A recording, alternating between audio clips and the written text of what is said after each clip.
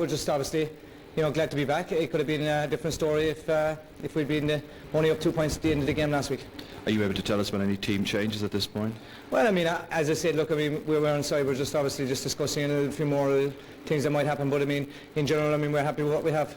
You dominated for 95% of the game last week. Where do you find that extra little bit this time around? It's a completely different game. Most games between Kerry and Cork are completely different anyway, and form book goes out the window, and I don't think this will be any different. Dara is missing. Donnacha O'Connor is back for Cork. How do you feel about that? We play with whatever team goes out.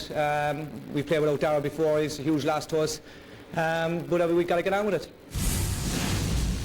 Right, you got a reprieve last week. How can you build upon that this time? What can you do differently? Well, I suppose hopefully we can get into the game early on and not give Kerry that type of lead and, try and dictate matters a bit, because obviously the last day, we allowed them to dictate and we were playing second fiddle for most of the game. How big a boost is it having Donnacha O'Connor back? Yeah, well, Donnacha is a very important player to us, we have a lot of strength in depth, but yeah, Donnacha is still a very important player. And your hopes? Obviously, get out of here with a 1 point win. Team column first, and I suppose Donnacha O'Connor wasn't named the original 15, but of course was always going to play. Yeah, he's probably Cork's best player up until, of course, that dismissal, and the whole GA disciplinary system now is thrown into complete disrepute, and when does when does a slap become a strike, and Aidan O'Mahony, I think, has paid a high enough price with the public ridicule he has suffered from it. But for me to allow Donnacha O'Connor to play today, I don't know what's going on. I disagree with you completely. I think it was a flick. That's not a strike. A flick on the face, that's not a strike. That's not an assault. That's a flick on the face. Well, big difference between that. Saying to a fella, here, we tap. No, how hard the one does that thing happen? the one thing, really. But if you stand back from it, Joe, the one simple fact is that there were 2 players sent off last Sunday, one from each side. One team has their player back and the other team doesn't. I suppose that's the way you'd look at it. Well, that's because Donnacha O'Connor didn't deserve to be sent off for what he did. It was a flick. It was a touch on the face. That's what he did. He went to say, look, I'm not going to sort of try to think what was in his mind, but that's what it was. It was a touch on his face. Yeah, but he was in the face of intense provocation. But once you're sent off by a referee and reported for striking, it seems ridiculous then that some other body one suspends him and the other then It was clear from the TV camera that it wasn't striking. No, but when does a strike? When does it become a strike? Well, it's not a strike. There's got to be a middle area somewhere where it isn't. And in this case, it wasn't a strike. It was a touch on the face. Well, between a touch and a strike is pretty obvious. The bottom line is he's playing here today. He's playing. He goes in instead of Kieran O'Connor in the and very streets important because the Cork team that finished was a lot better than the Cork team that started. Miskella made a difference. Noel O'Leary made a difference. Now Noel O'Leary has a short fuse and he could end up on the line very easy because he's inclined to get involved with Kerry players. But the Cork team is certainly better, I'd say, than the Cork team that started the last day. An attempt to strike, apparently, is what the rule says. But it wasn't an attempt to strike either. He didn't. It would be different if he tried to launch a punch and he missed. That's an attempted strike. It was a petulant thing to shake off. I think in fairness, the people who looked at it in the disciplinary committee obviously took a manly attitude to the thing and said, well, look at that disgraceful behaviour. We couldn't condone that. He's being sent off for this. That's irrelevant. I think it's as much appreciated as O'Mahony's reaction is irrelevant. Strictly speaking, that's right, but it does make your heart feel good that they did take that attitude. I'm delighted they took that attitude. Doesn't make Colm's heart feel good, but anyway, Nicholas Murphy plays as well, Colm. Yeah, Nicholas Murphy, of course, has suffered at the hands of Dara O'Shea almost every time they've played.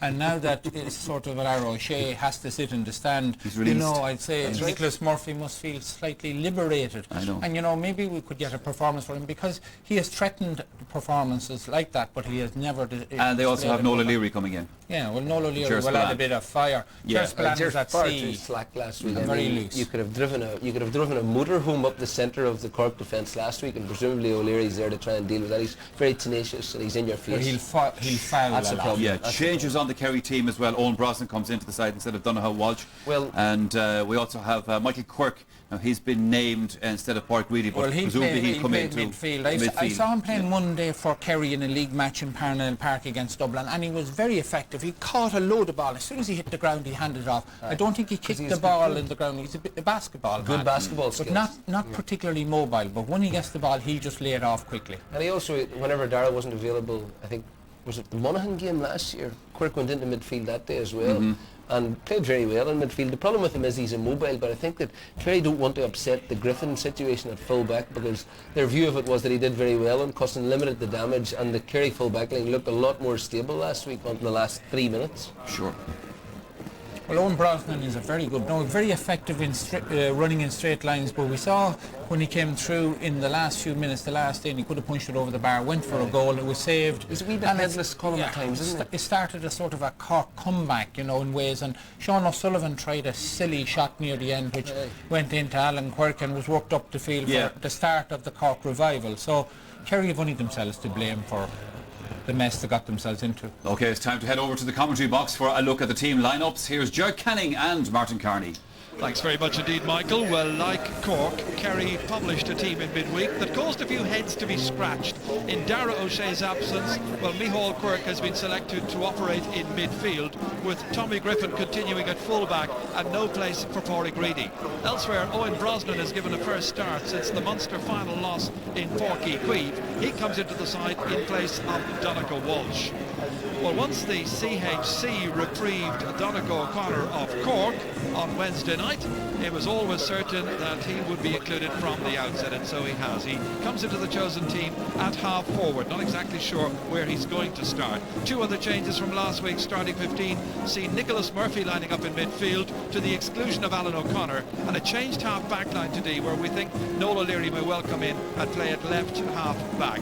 It's speculation, Martin Carney. Let's take a closer look at the two teams at this stage. We'll start with Kerry's goalkeeper. At least we know who's going to play in goal. That's Dermot Murphy. Yeah.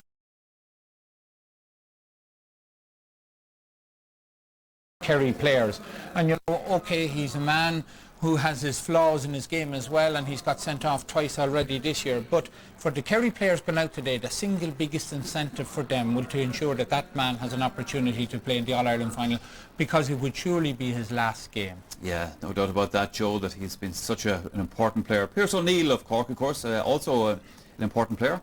Very important player, and one of the few Cork players to have covered himself in glory throughout the year. You know, Colin talks about that. I mean, look, nobody expects miracles from Cork. They're obviously not a great team. You know, they've proven that in the course of the last 3 or 4 years. But what you would expect at this stage is that they'd get off their knees and fight a bit. I mean, the abiding memory of last week is thousands of Cork people streaming out 10 minutes early to be interviewed saying, you know, oh, well, look, sure, I mean, feeling embarrassed and humiliated. But I thought their performance last week was worse than the All-Ireland final, and Pearse O'Neill is one of the boys who has stood up to Kerry through. Bottom line is, Cork are still in this All-Ireland semi-final. The big game coming up right after this commercial break.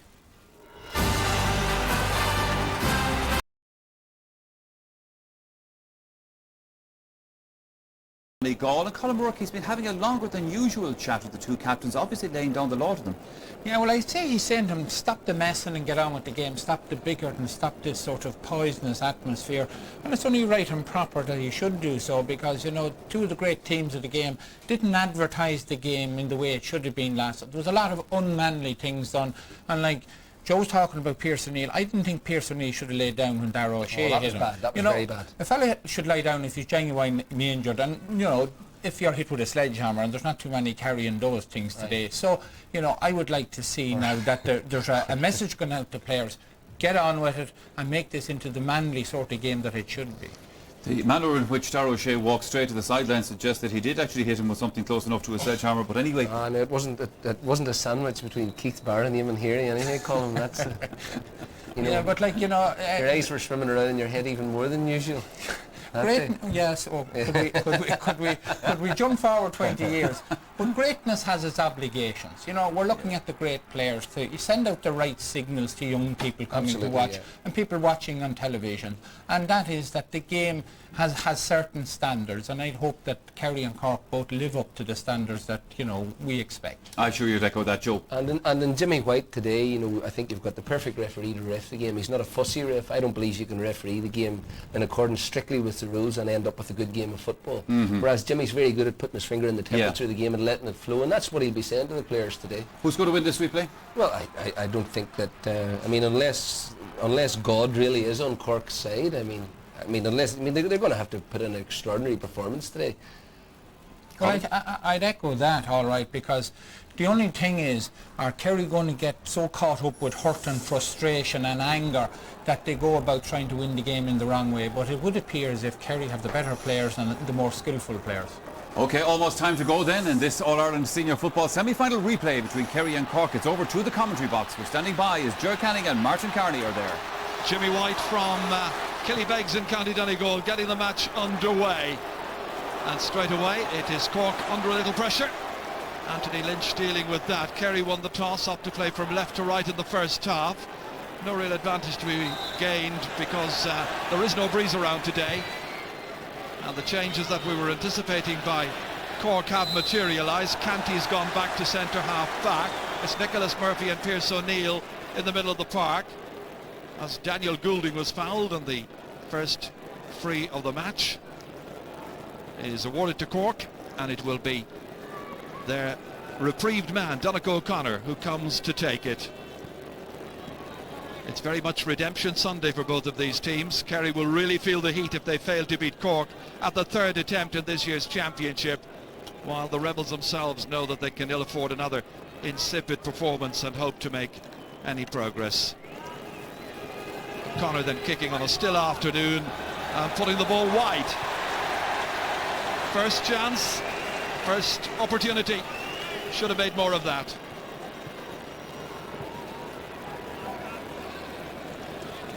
Well, it's the 9th time in all that Kerry and Cork have been forced into a replay to produce a winner in championship football. Last time, of course, was in 2002, that Munster final. Middle of the park, Micheál Quirk collecting immediately, made it look terribly easy there. Tomas O'Shea coming onto it. Bounce deceiving one or two players, but not Kieran Donaghy. And so Kerry with their first attack, with Cooper involved, sending it high and sending it over the bar. Colin Cooper, who else? The man who averages 3 points a game when he plays against Cork in championship football is off to a flyer. Yeah, and significantly again the kick out was won very, very easily by Micheál Quirk, and again dispatched a nice ball forward. The full forward star Donaghy got it, Cooper held off, took the pass and shot a lovely opening score. It was interesting, Martin, that Micheál Quirk didn't even have to jump for that first kick out. This time they're targeting the other side, however, trying to keep it away from him, but he still gets it via the hand pass. Kevin McMahon going in there to try and scrap. Foul by the Kerry man. Donnacha O'Connor's free kick, angling this one across towards Michael Cusson. Interesting to see what kind of quality ball he gets this afternoon, and what kind of start John Hayes can make. Well, that's not the best of openings for him. The man who saved Cork right at the finish with that penalty, which was struck with accuracy and poise. This time he had a chance, and a really good one. Second wide by Cork. Yeah, he had a lot of time, I'd say, on that occasion against cornerback. I think it was Padraig Reedy's, or Mark O'Shea actually slipped, and again he should have slotted that one. That was a very easy chance. Tommy Griffin back marking Michael Cusson. That we certainly expected. And again Kerry target Micheál Quirk with their kick outs, but Cork win this one.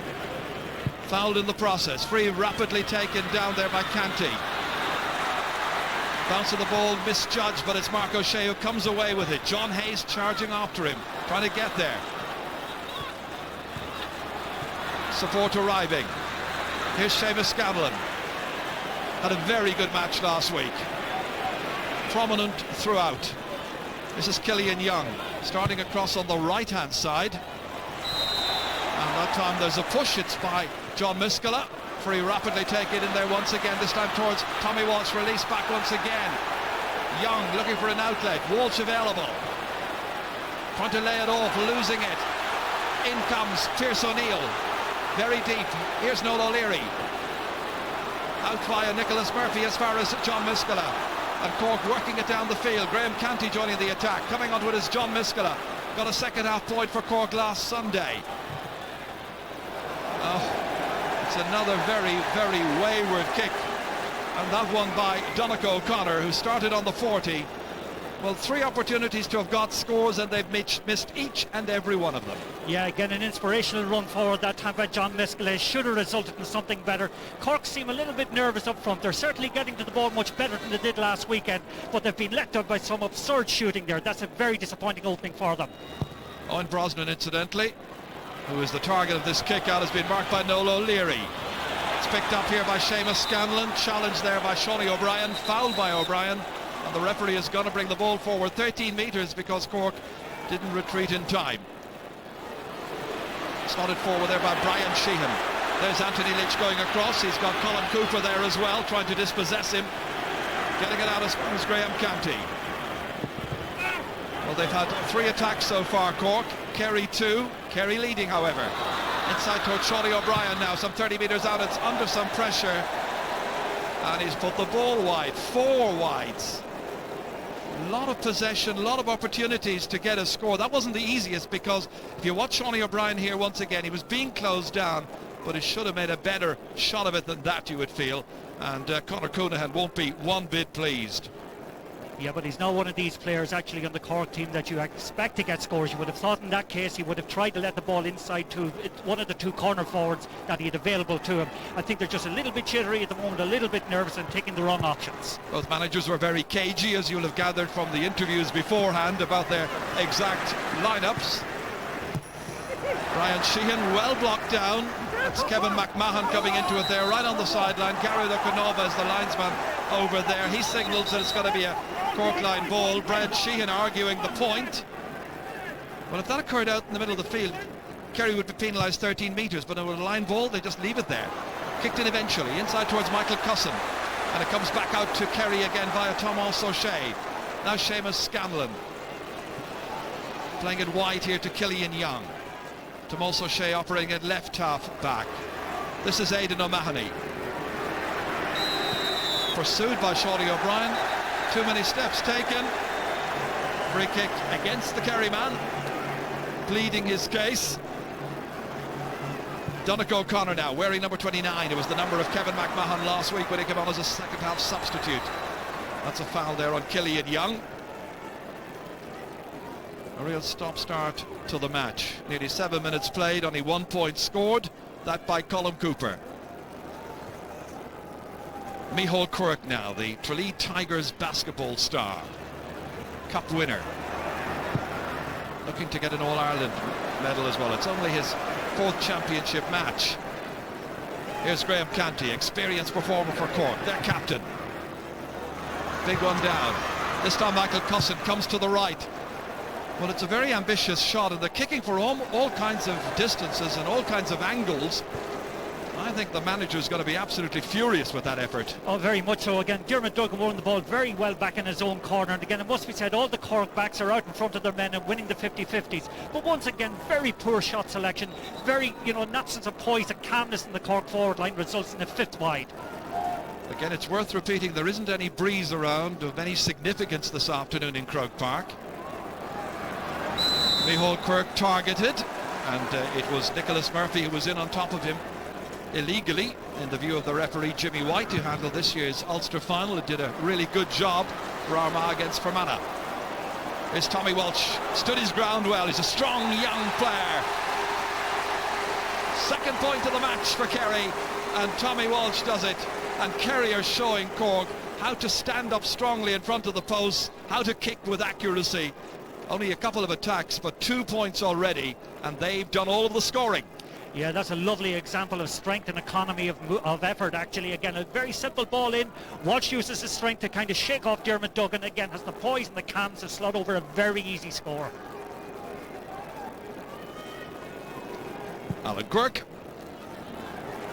Well, he's targeting Nicholas Murphy, but it runs on towards Thomas O'Shea. Standing back there, being marked by Shawnee O'Brien. Out as far as Brian Sheehan now. Angling this one across. It was a very awkward one for the backs, in particular for Anthony Lynch there. Derek Kavanagh reading the flight path and doing so well. Shoulder on Lynch, gets away.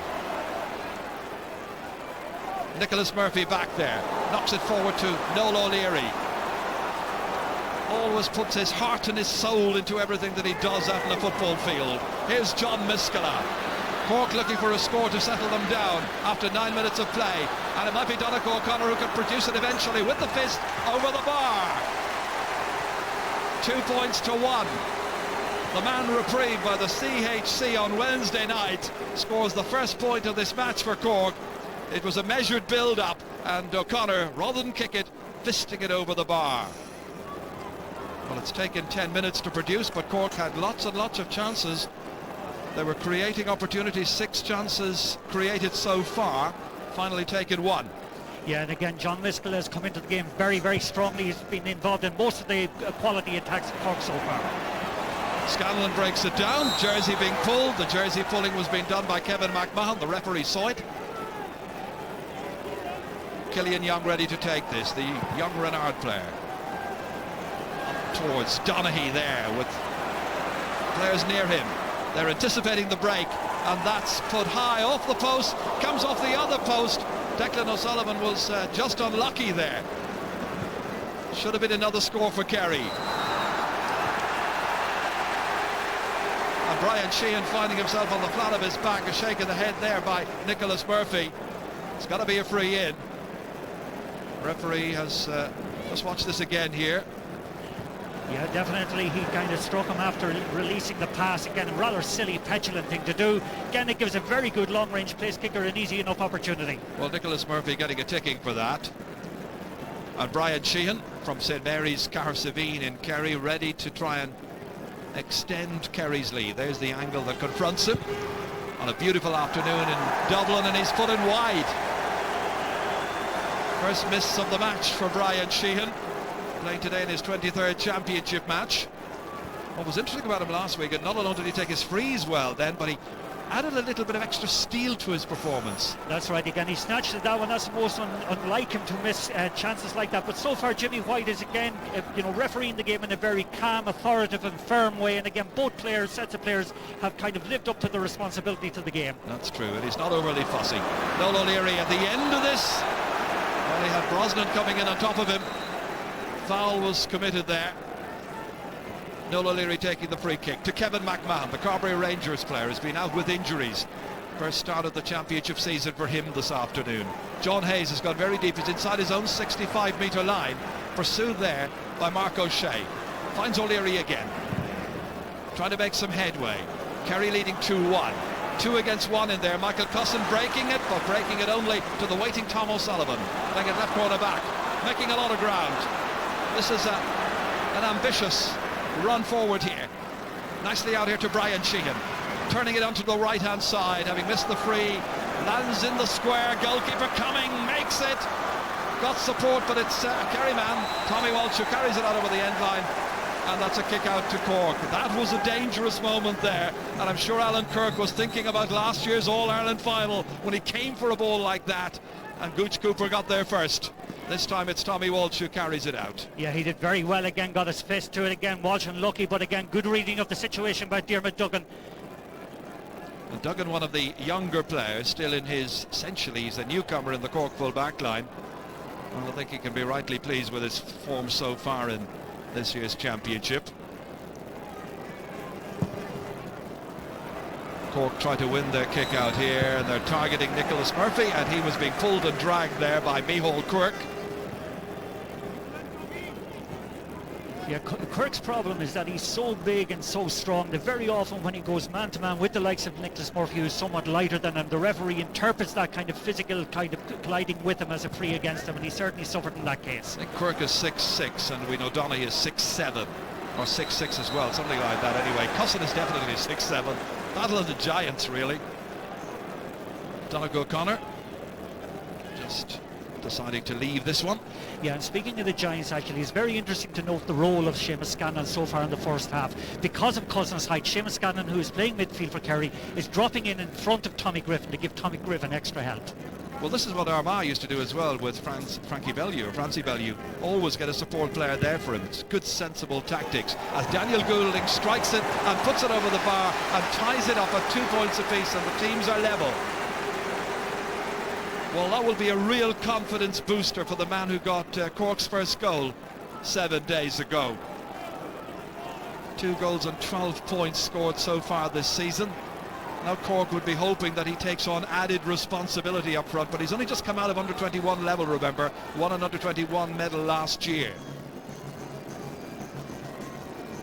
Dermot Murphy, beaten 3 times last Sunday. Last time that happened was in the All-Ireland final of 2006. Cork coming onto it, he's so strong, his midfield ally. Seamus Scanlon kicking it on the run. Will it get inside the right-hand post? It will. It's an absolutely beautiful kick. The man from Cork, Seamus Scanlon. So simple that time, right from the kick out. Cork winning, dishing it off here to Scanlon, who was anticipating. He covers an awful lot of mileage during a game. Yeah, well, that's traditional football at its best. 2 kicks, gets the ball over the bar. Great kick out from Murphy. Won by Quirk, flicked onto Scanlon, ball over the bar from 45 metres out. That's simplicity in practice. Kerry started in a very determined fashion. Cork were nervous, but now, some 15 minutes in, the nerves should be gone. Here's Graham Canty, withstood the first challenge, and the second. Picked up there by Mark O'Shea, in as far as Seamus Scanlon. Once again towards Kieran Donaghy, who's come very, very deep. That's early in the game for him to be going in towards midfield. Brian Sheehan. Cork again. This time it's Mark O'Shea coming forward. Pursued there by Daniel Goulding, and Goulding did well. Went off the Kerry man, and it's a Cork ball. That's really good tracking back by a young emerging player. Yeah, great tracking back, and again a lot of indecision in the Kerry attacking that time. No movement up front, again resulted in the ball being overplayed by Mark O'Shea, but again the tracking back by Goulding, top class.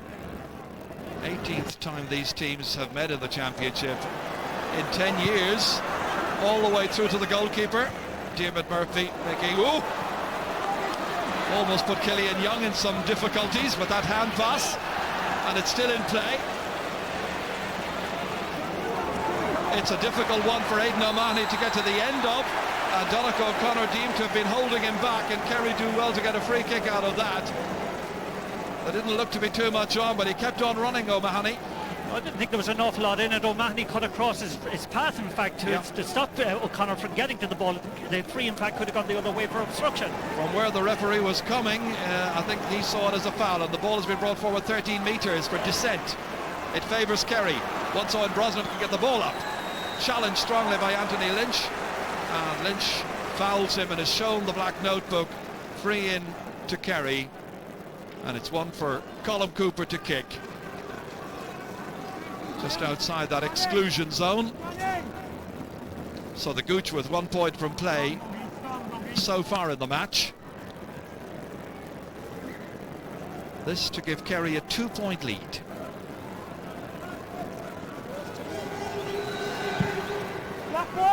And he makes no mistake. 2 from 2 for Colm Gooch Cooper, and it's Kerry 4, Cork 2. Well, it must be said, over the first 17 minutes or so, the game has been free of this crankiness and this toxicity that we saw last week. Again, both teams are getting on with it, and maybe that talking to the referee gave to both captains beforehand has actually helped kind of focus minds. And no doubt the 2 managers as well have focused their teams' minds, Pat O'Shea and Conor Coonahan. Seamus Scanlon, again, there's a lot of space here for Cork to exploit. I wonder who's going to put the pressure on him, because he's getting on the ball a lot of the time in this game. Declan O'Sullivan again playing very, very deep to pull the strings from midfield. Tommy Walsh been told to get up and to carry it forward here against Dermot Duggan, and Duggan again deemed to have fouled him, and Walsh did well to produce a free kick from that. Dermot Duggan gets the black notebook. Yes, if you leave your hands around an opponent's shoulders, you're asking the referee to come and intervene and make a call. And in that case, Duggan did a lot of good, but Walsh's physical strength won the day and earned the free in. And this will suit Colm Cooper, kicking from the left here, making a decent angle for himself. Straight over, no mistake. 3 points for Colm Cooper out of Kerry's 5 so far, and the fans pleased with the way it's moving so far in the game. Nearly 19 minutes gone. Yeah, but it must be said, in general play, actually, Cork have as much of the game as Kerry, and in fact, you know, those early lapses at shooting could come back to haunt them later on, in particular if the game is tight. What was it, 4 wides right at the very, very beginning? 5.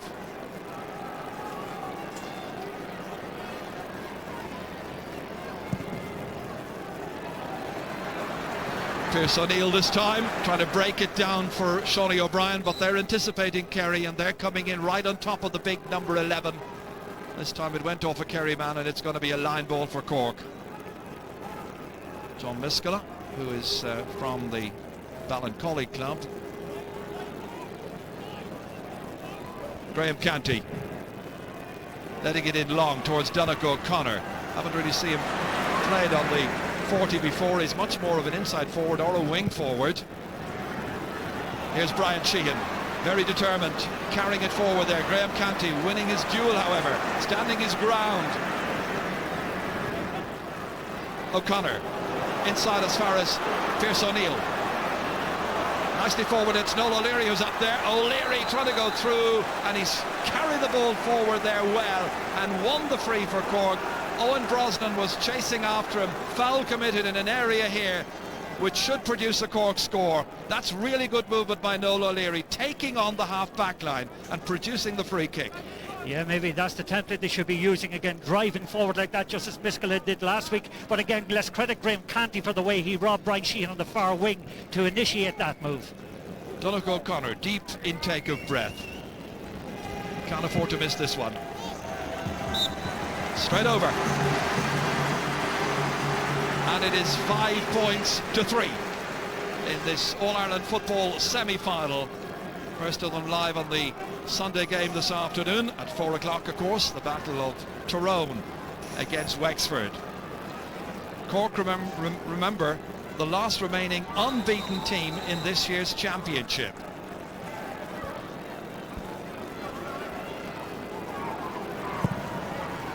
Good length in that kick from Murphy.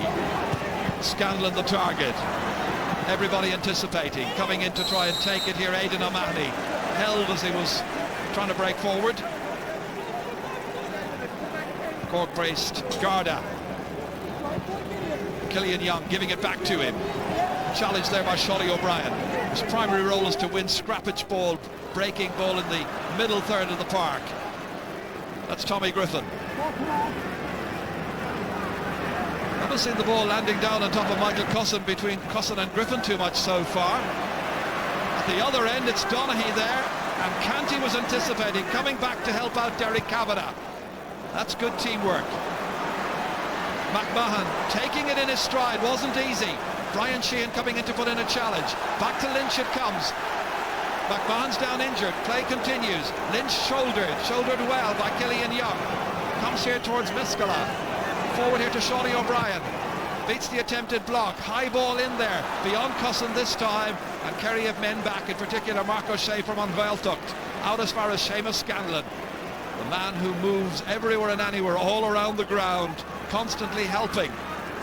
Aidan O'Mahony trying to change direction, trying to go by Donnacha O'Connor, who caught him by the shoulder, free to Kerry. Yeah, the indecision you see in the Kerry half-back line at the moment is created by the fact there's an absence of a Kerry half-forward line. There's nobody coming out to trying to make themselves available for the out ball, and as a result they're having to play the ball laterally in their half-back line. Well, just to look at that again, Martin, as there's a yellow card there for Donnacha O'Connor. The Kerry half-forward line today doesn't have Colm Cooker because he's moved in alongside Tommy Walsh at this stage. You've got Donaghy playing deep on occasions. Right now he's inside in front of the Cork goal, but there is a certain absence of a half-forward line functioning properly for them. But the inside forward line's doing the job, and Tommy Walsh is doing it against Diarmuid Duggan. Here's an opportunity! Opening goal of the game comes after 24 minutes. He may have been denied a goal last week by Alan Quirk, but this time there was to be no denying Tommy Walsh's first ever championship goal. Here he comes, taking on the cornerback. On his way through, only one thing on his mind, that is to produce a green flag. Excellent goal. Is that now to be the major breakthrough for Kerry? Cusson and a few of his colleagues, I think, will be shaken by that particular score. John Hayes now, onto his left. He's not going to beat the goalkeeper with that. Diarmuid Murphy coming out for it. Taken away very assuredly once again by Mark O'Shea. Tommy Griffin probably preferred to be playing in midfield where he's out right now because Cusson's gone out there. And that'll suit Tommy Griffin if Cusson moves out into the middle. Kicked under pressure there by Tomas O'Shea. In once again, a booming shot. Fisted back out by Derek Kavanagh, the Cork full-back. Out as far as Cusson. Out in the middle of the park he is right now. Here's Anthony Lynch. Leaving the inside forward line, looking a little bit threadbare. Pearce O'Neill never going to get on that. Cork are rocked by the concession of that goal. They've been doing reasonably well up to that point. Now a 5-point gap has been opened up. Killian Young picking out Brian Sheehan. Looking around to see where he's going to place the ball. There's always a support player. It's Tommy Griffin. Well, he'll be happy if Cusson stays in the middle of the park. It's Cusson who's chasing after him.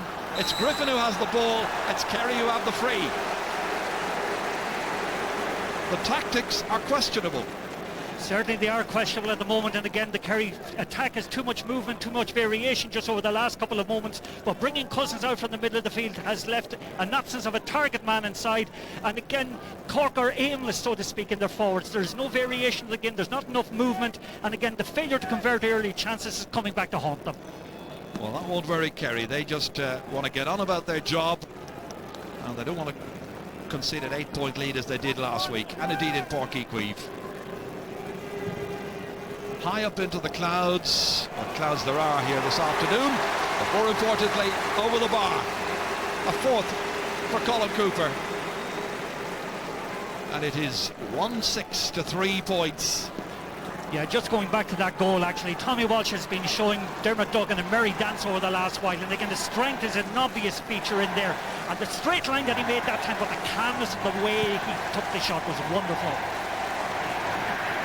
Kerry already dreaming about a place in this year's All-Ireland final, a 7th All-Ireland final place in this decade, some record. And one man who'd love to be there is here this afternoon, Paul Galvin, watching in the stands, watching right now as Tommy Walsh tries to again win that duel. He is causing all kinds of problems inside for Cork's full back line and for Dermot Duggan in particular, and when others come in to try and help, Tommy Walsh still has the beating of them. Goal and a point so far for the young player. Yeah, but he's so calm, he's so unflustered about everything going in, and again he's a perfect foil for Donaghy. All the attention's on Donaghy.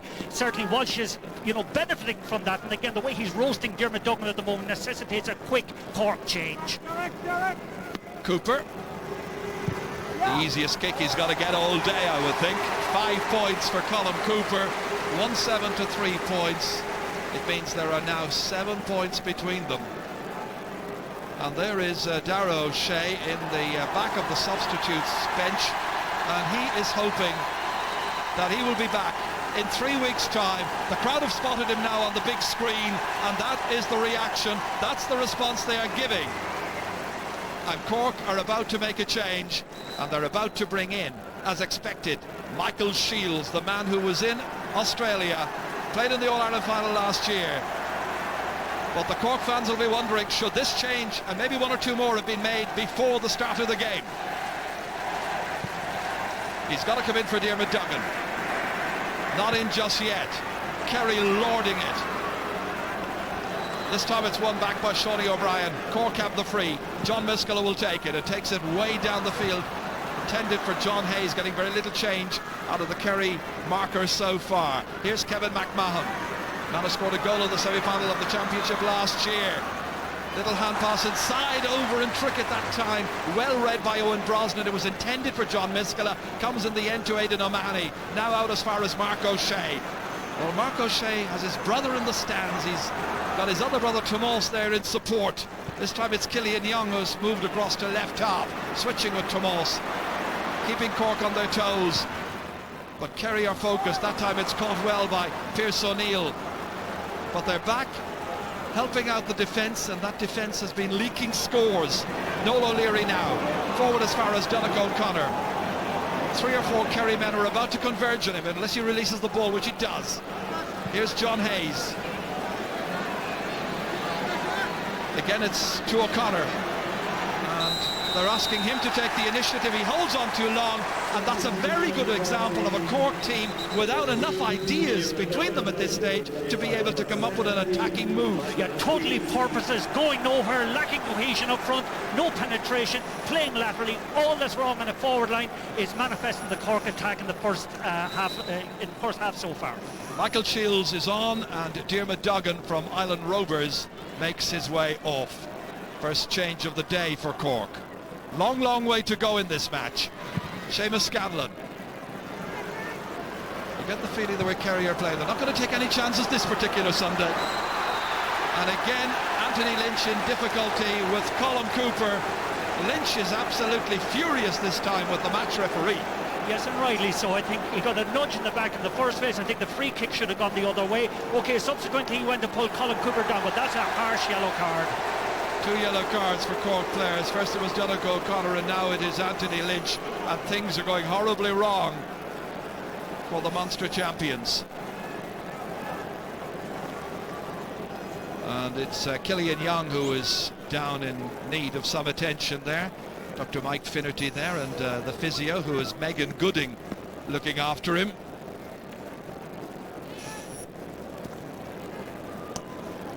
Well, now let's take stock of this. 30 minutes gone, and they were going more or less at an even pace, both teams, for about 15 minutes.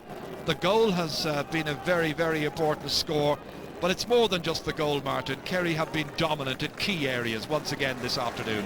Yeah, again, the greatest... Yeah, here's again the goal coming. Just watch that strength, bursting through the two of them, leave Diarmuid Duggan in his way. But here's what really impresses me. He faked the shot at the last moment. Instead of driving it, he placed it. Watched Alan Quirk just making a slight move to his right, and he slipped it to his left. That's beautiful. 10 minutes since Cork last scored. Free to Kerry. That for the booking of Anthony Lynch. Foul which he vehemently protested about. And this has gone wide. I think there's injustice in that, actually. Yeah.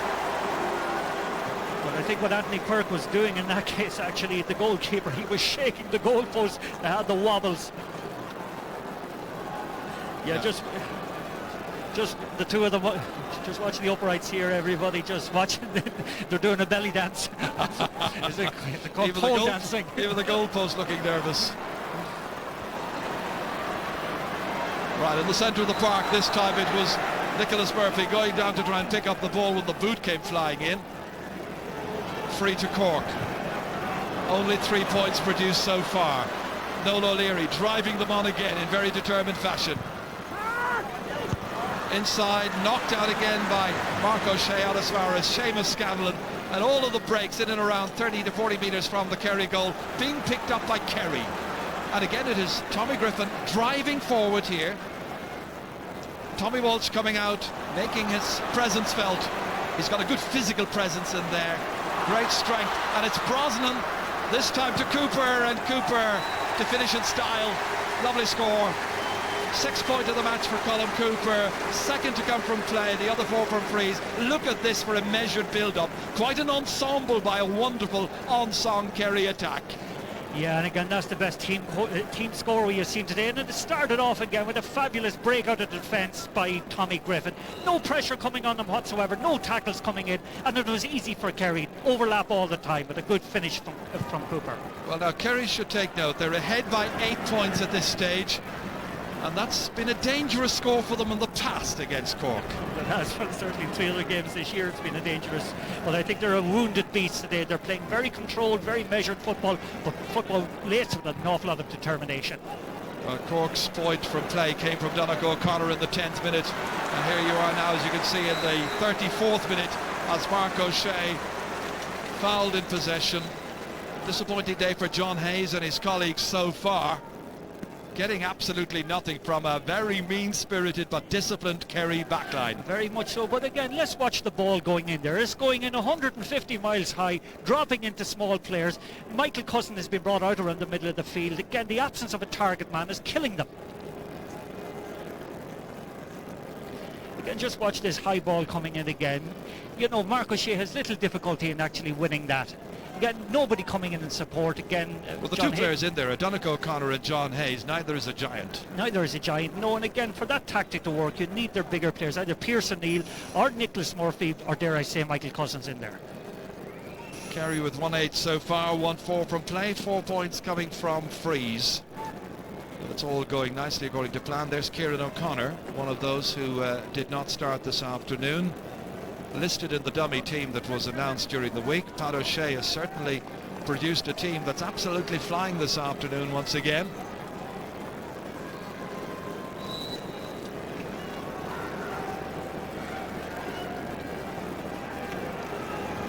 So we're in the final minute of the opening half, 35 minutes. Cork just aimlessly kicking it back, and Micheál Quirke once again going back to help out. Played against Cork in last year's Munster final in Killarney. Tomas O'Shea, captain today, wondering would he be captain the next time, if there is a next time for Kerry in the All-Ireland final itself. John Miskela taking it forward. They'll have another 35 minutes to try and put it right, but it is a tall order. Here's Michael Shields striding forward here, lobbing it in. It's a ball for Cussin, but he's not there, and it's broken back out again. And you look around to see where Cussin is. He's on the 45-metre line.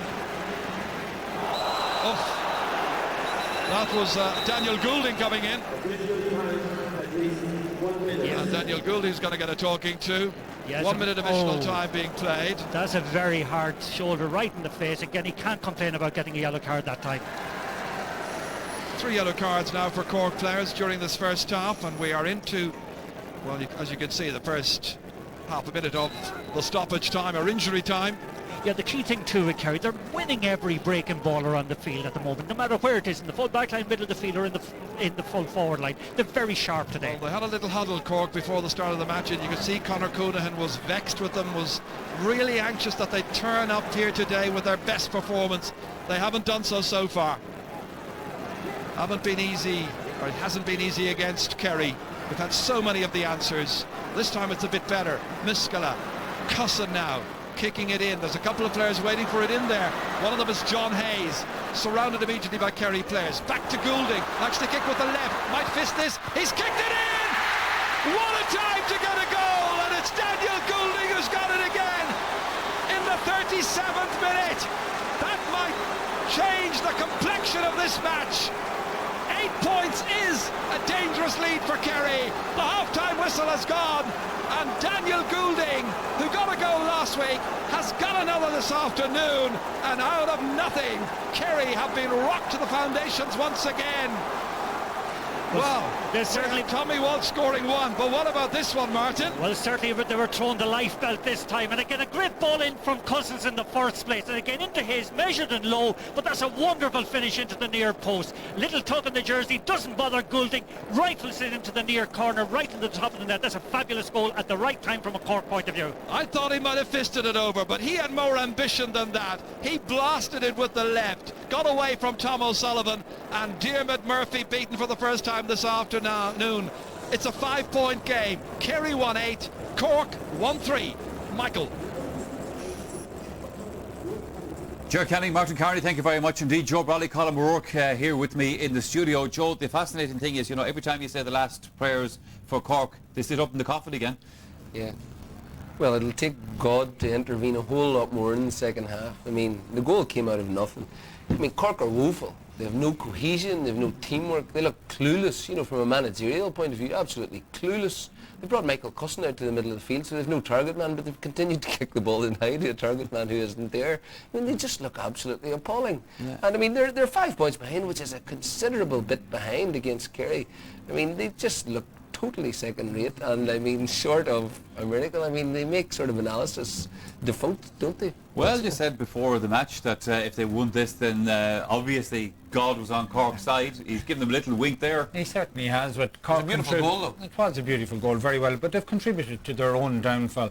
Like they'd left Diarmaid Duggan on Thomas Walsh for far too long. It was very obvious from early on. And of course then they started off well and were all business for the first 10 minutes and kicked 4 or 5 dreadful wides. And then Kerry on 40% possession run up 80% of the scores. So, you know, it's running similar to most patterns of games between Cork and Kerry. Kerry a much more cohesive unit. We also just remind ourselves, of course, that the second semi-final will be played here today at 4 o'clock. That will be the meeting of Wexford and Tyrone. And the Wexford It's going to grate more with Kerry going in, you know, in case they were a bit complacent, and that's going to really knock it out of them. Well, that's right. Come Who's on, your father, feather Ted? No, it's just, you know, the Eamon Morrissey was one of the guest priests, and they had some, whatever the crisis was, I don't know can't remember now what the crisis was, but, you know, they were looking for a practical solution, and he said, is there anything to be said for saying another mass? And, you know, I think that's the only solution that I can think of, another mass. Football will do the trick, though. Yeah, well, we have seen strange things happening in this old stadium, or this new stadium, over the last few weeks, but, you know, for me, Kerry look much a better team. There's no doubt about that. Time for the second half then, so I'm going to return you to Ger Canning and Father Martin Carney. Just looking at changes, Michael, here, you've got to cut us there.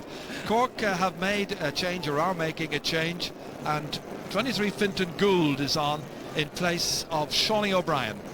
So that's the second change, and Fintan Gould, one of the stars of last year's under-21 success. In fact, he was given the accolade player of the competition.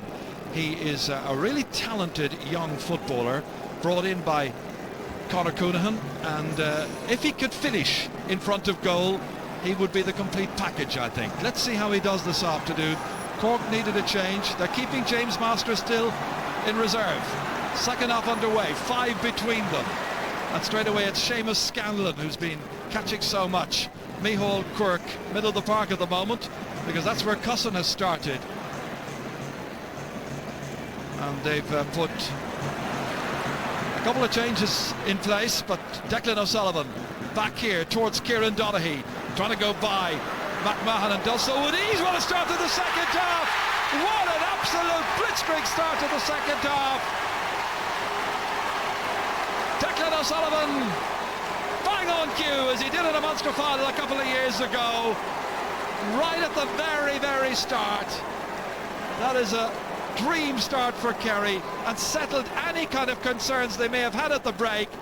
From the pass from Donaghy, rolled beautifully into the path of Declan O'Sullivan, couldn't miss from there, and it is 2-8 to 1-3. And just in the All-Ireland final last year, Cork conceded a goal against Kerry right at the start of the second half. Yeah, and again, I thought initially there was a little bit of indecision on the part of Kieran Donaghy's part, but I must say Sullivan's finish was sublime, and again the pass from Starr, again, top drawer. John Miskela. Well, how did Cork respond to that at this stage? Pierce O'Neill back out here towards Donegal O'Connor. Should be the goalkeepers, makes absolutely sure of that. Well, with an 8-point lead once again, Kerry will be hoping to seal the deal at this stage. Seamus Scanlon fouled. Yeah, one of the criticisms I would have had of Kerry in the first half is that Declan Sullivan didn't get involved in the game at all, but he certainly must have got a roasting at half-time, because he started that move off initially, gave the pass, I think, to Donaghy, took the return again, fabulous goal. Again, Tommy Walsh standing up strong here against Michael Shields. Shields trying to get in a challenge. Walsh still easily beats his man. That's got curled, and that's magnificent by Tommy Walsh. Goal and 2 points now for the young player who plays for Kerrans O'Rahilly and Kerry. Well, just like his dad, who was a midfielder or full forward, this man has got an awful lot of talent. Great kick, great score. First 2 scores of the second half to Kerry. I said last week we'd seen the flowering of a wonderful talent, but again today he has really franked his ability. Again, this physical strength, his ability to use both sides of his body, but that ball was still travelling well when it went over the bar. Well, Cork at the moment, we're just looking around to see what kind of a shape there is to the team. Graham Canty appears to be still back at the half-back line. Michael Cusson's definitely in midfield start of the half. Tommy Griffin's got in there to join him. This is Nicholas Murphy. Haven't seen enough of him in this game. Donegal O'Connor scored 2 points, one of them from play, and he's pulled down some 20 metres out from the Kerry goal. Chance of a score. Yeah, I think it's Aidan O'Mahony again. Takes him around the neck, takes him around the shoulders, a definite free in. And the notebook shown to Aidan O'Mahony for that. But your point is right, actually. There is no kind of structure whatsoever to the Cork attack. Again, by bringing Cousins out to the middle of the park, there is a case of robbing Peter to pay Paul. Well, right now, Martin, it's Cousins and it's Nicholas Murphy, the 2 men in midfield. Pearse O'Neill on the 40. Donegal O'Connor in around full forward, taking this free and putting it off the post. Very little is going right for them. Aidan O'Mahony gleefully taking it down. Almost putting his own man into some trouble there. That was Tomas O'Shea, his captain. But there's great composure and know-how among the Kerry players. Tommy Griffin. Oh, that time he charged. In onto John Hayes. Concedes the free. Yeah, that's a stupid again, free to give away. Went right into him, and again, deservedly got a free in. Donegal O'Connor high up into the air. There used to be 3 O'Connors in the Cork team, and now today only 1. And that time the referee blows his whistle once again, shows a notebook there to one of the Kerry players. Again, it's going to be a free, and Daniel Goulding will be the one who will take it. Well, a goal and a point for Goulding from the first half, and he puts this one over. So 2-9 against 1-4. This is what happened here as we watched Tommy Griffin charge into John Hayes when he had a chance of playing the ball away. Yeah, there was no excuse for that whatsoever. Loads of time to play the ball away. But again, it's the danger that Kerry can fall into at the moment. They can become complacent. Far too much lateral passing in that last move. They would surely like to get the ball forward a little bit quicker. They must be wondering about the Cork challenge they're seeing this afternoon. And they themselves realising there's still half an hour of this match to play. That's aimed towards Cork. Hasn't got it, but Kerry have through Killian Young. Dragged down there by Michael Cusson. Michael Cusson might be spoken to by the referee, making the notes. And he's going to show... is he going to show a card? Yes, he is.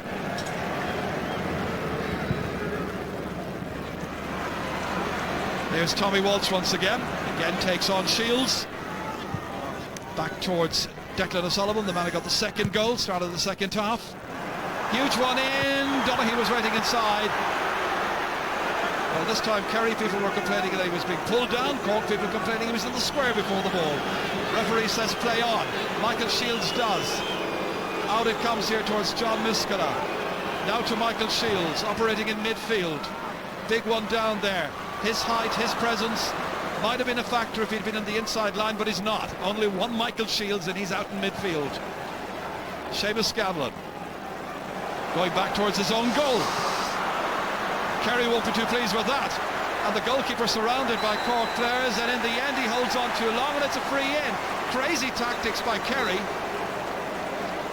Yeah, I spoke about that a moment or two ago again, this stupidity in not getting the ball up the field. That's the second time they've been punished for this indecision in their own back line, not moving the ball forward, trying to go back, and again deservedly being punished for that kind of, complete breach of discipline on their part. Daniel Goulding has now got a goal and 3 points, the 3 points coming from frees, and it's 2-9 to 1-5. And Cork are getting ready, one of their key men to come in. As we watch this again, that was where goalkeeper Diarmuid Murphy was held at bay by a number of players. Pearse O'Neill applying the pressure. Referee then said you overheld, and in comes James Masters, and he's number 24 this afternoon. It's like playing lucky numbers and going off Kevin McMahon.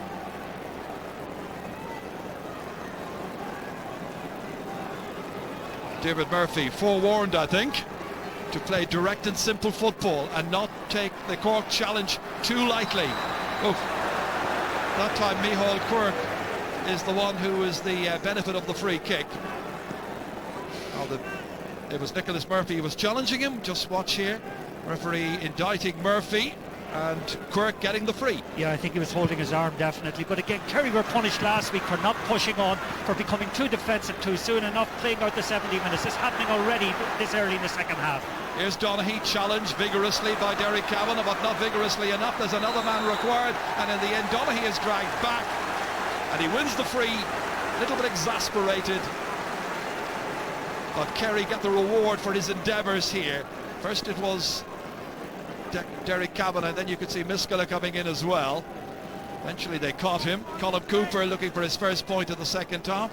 From the angle here, got 6 in the first half, 4 of them coming from frees. Going around the corner to kick this one, and he very, very rarely flops his lines. Excellent shot once again by Colin Cooper, and the Kerry manager there having a word with his 2 selectors, the 2 Gainies, Dr. Dave and Sean Gainey. They have to be very, very pleased. They've produced a good team again this afternoon. Yeah, interesting actually in the full back line now. You have Mark O'Shea, Tom O'Sullivan, Aidan O'Mahony playing there. And because of the fact that Cousin has gone out in the middle of the field, Tommy Griffin has followed him out there. And he loves playing out there. That's his natural habitat. But right now it's Nicholas Murphy trying to seize the initiative. He's one of the leaders of this team. That was Hayes sending it aside here for Graham Canty. He's their captain. Eventually fouled by number 13, Declan O'Sullivan, and Kerry are penalised 13 metres. The ball is being carried forward near to the 20-metre line. Should be another point coming up here, but every time Kerry get in any kind of bother, they go down the field and score. And Goulding puts this one over the bar. 1 goal and 4 points for Daniel Goulding. But there is that gap the whole time between them of about 7 points. Yeah, but again, the target for Kerry now, and again, the challenge for Kerry is to push on, not to become defensive. I think they are showing signs that they're happy enough to hang on to this lead, and that's where their downfall occurred last weekend. Declan O'Sullivan that time gave away a ridiculous free from close in. Again, he's been marked incidentally at the moment by Graham Canty. And bear in mind, Cork have used 3 of their 5 subs so far. Kerry haven't used any. They're quite happy with the way things are going. Nicholas Murphy beating Quirk to this one. Doing well. Showing a bit of penetration. Leaving the ball behind. He's got a support player. It's John Miskela. He bypasses him. Goes straight to Michael Cusson. Knocking it in this time. Coming out to take it and take it well was Daniel Goulding. Back once again here to Derek Kavanagh. Where will that land? It lands in the crowd, but to the right of the post. And it's gone wide. That's Cork's 6th scoring chance of the match, 6th wide I should say of the match, and the Cork manager now having a word with some of his selectors. Cork with 5 selectors in all.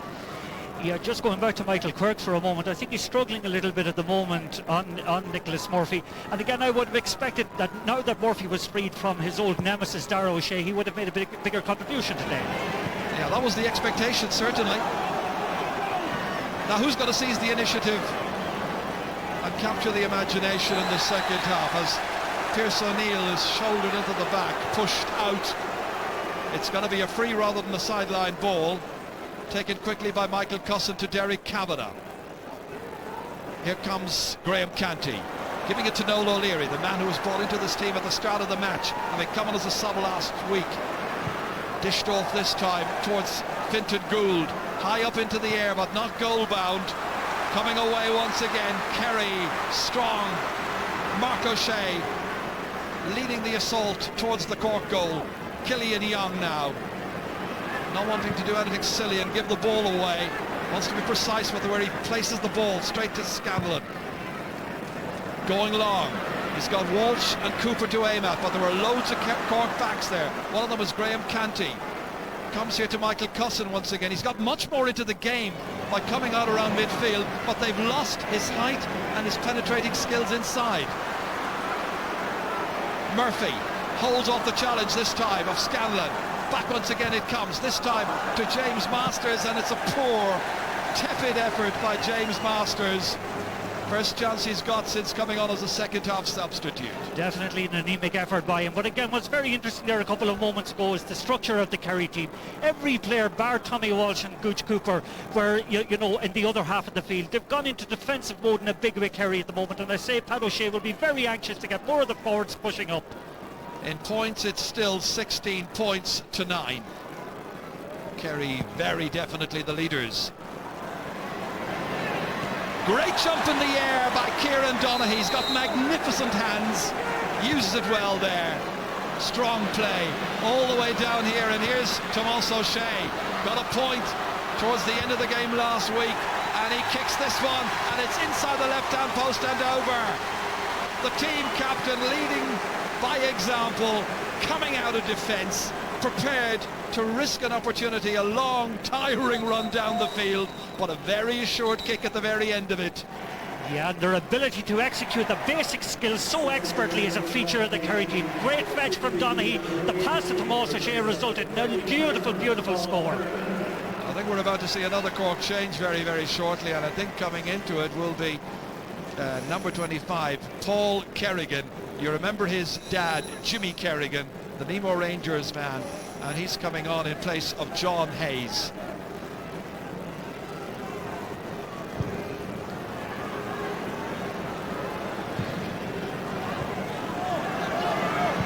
Gould this time. Oh, almost run out. It's still there. It was for a moment. Now it's a Kerry sideline ball. Well, actually, Jimmy White has blown, I think, Owen Brosnan that time for a late tackle, which I think is a little bit hard on Owen Brosnan. So Paul Kerrigan, anyway, becomes the fourth substitute introduced by Cork. Noel O'Leary, Michael Shields.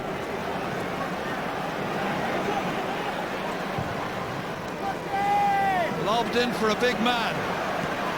Kerry have the big men, and it comes out at the end towards Tom O'Sullivan and away to Seamus Scanlon.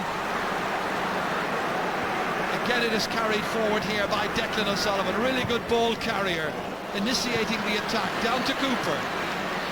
Standing strongly there, waiting for a support player. The support player is Brosnan. Hasn't scored in the match so far. Trying to put that right here. He's done exactly that. Good point by the Killarney solicitor, Owen Brosnan. And it's 2-12 to 1-6. That's a wonderful counter-attack. Every Kerry player back in their own field. Beautiful breakout by, I think it was Declan O'Sullivan. Fed the ball out to Gooch. Again, great support off the shoulder by Brosnan, and a wonderful score. They're really sniping at their best with this remorseless attacking. Well, Micheál Quirke has done his job. He's been given a rest now at this stage with some 20 minutes still to play, and Darren O'Sullivan is the first of the Kerry subs. In it comes to Paul Kerrigan. Leaving it in dangerously, but Tom O'Sullivan comes onto it smartly. No dithering. Almost left there. It has been left there, and Daniel Goulding puts the ball over the bar. A goal and 5 now for Daniel Goulding. Good play by the young player from Éire Óg. Well, that should have been cleared by Kerry. They were thinking of the next move, and it was planted over by the number 13, Daniel Goulding. Yeah, nice feature that time again. A good bit of pressure being exerted by, I think, Donegal O'Connor resulted in the turnover, and again Goulding benefited from that. But Cork need more and more of that over the next 15-20 minutes or so. Every time Cork score, Kerry go down the field and get the next one. That has basically been the story, especially after that goal that they got so early in the second half. A minute into the second half, scored by Declan O'Sullivan. But here's Canty. He's never going to give up. One thing about the management, they've gone right through their panel of players over these two games. Everybody's been given a chance, and John Miskell has got a chance now, and he fists it over. The lead is back down again to 7 points, but it's been like that before, and we're now at a stage of the game where Kerry, playing in their fourth match in 5 weeks, may well be tiring a little bit, and Cork could be coming on strongly yet. Yeah, and again, that time I think it was Brian Sheehan kind of was left in his wake by Miskell thrust forward. Miskell has played very well, actually, and I noticed that Sheehan has been told, bring him further up the field. He's gone too defensive. Miskell is following him down, and again showing great heart and direction for Cork. Cork still basically playing with 2 inside forwards, and even as I speak, James Masters has got in there. Nicholas Murphy taking a knock to the face, and that's going to be Cork's possession. Yeah, and I must say Cork are monopolising the ball around the middle of the field at the moment. They're getting a surplus of possession out there, and again, if they were a little bit more creative. Well, whatever about the naivety of some of the Cork play, there's no denying their wonderful spirit. They have not given up. They didn't give up last week, and they're not giving up this afternoon. This is into Lynch. Anthony Lynch, might have got it onto his left that time, but the challenge was a good one, and it was Colm Cooper who was back helping out. And that's what Martin Carney's been saying. When in danger, the Kerry men bring their team back. They bring as many as 12, 13 players back inside their own 45-metre line, and it's a tactic that might backfire yet. as Aidan O'Mahony gets caught this time, and Kerry don't retreat quickly enough. It's a 13-metre advantage to Cork. Tomas O'Shea argues the point. Well, I think they were right to argue the point. I think O'Mahony that time was actually hard done by. He made a great effort, both himself and Cooper, at retrieving and tackling fairly, retrieving a broken ball. Again, he was coming out, and I thought actually he was fouled. I didn't think he conceded a free. And Tomas O'Shea is going to see a yellow here. He's the first yellow card recipient wearing a Kerry jersey this afternoon. And there is loads of time left in this game, actually. Cork seem to be stronger at the moment. They seem that little bit fresher. There's at least 17 minutes as Daniel Goulding kicks, and Daniel Goulding has put that one just over the bar. From here, I'm not 100% sure, but it's over. The umpires had a little think about it. Here we go again. He's coming out of the ball again. Okay, I don't know, he was maybe, blown for charging on the way out, but there was very, very little in that. And I felt myself he could have been given the benefit of the doubt. But he wasn't, and it's Dermot Murphy who kicks it out. It's a 6-point game. Kerry leading. Kerry now perhaps feeling they need to get the next score. Declan O'Sullivan trying to take it by. Noel O'Leary getting back goal side. Here's Seamus Scanlon. In spite of Kerry leads, it's an exciting semi-final. All the way down to Tommy Walsh. Shields out there as well, trying to force him out to the edges. Not easy. Nicely inside for Darren O'Sullivan. Jersey pulled as he was hitting that one, and the Cork back got away with it, and it's been put wide, but the Kerry players are protesting immediately, and you can understand why. They feel there was a definite foul. Yeah, I thought so, but again, that's wrong to be ganging up on the referee like that. Again, they may feel a little bit aggrieved and all of that, but they have no right to behave like that towards a referee. There's two matches going on here at the moment. There's one in front of the Kerry goal. The ball is down there. It's a very good game, by the way. James Masters has put it over the bar. Meanwhile, the game that you're looking at is up at the other end by Hill 16, where Declan O'Sullivan gets a yellow card. And talk about a game of two halves. This was a half with two games. Well, certainly, definitely, with a little bit of unflagging action that there, but it had nothing to do with the reality of the game. Again, I think the Kerry players rightly incensed by the fact that Jimmy White didn't give a free into Darren O'Sullivan as he was kicking that ball. But again, I don't think it warrants that kind of, badgering of the referee in the collective way that they actually came on him.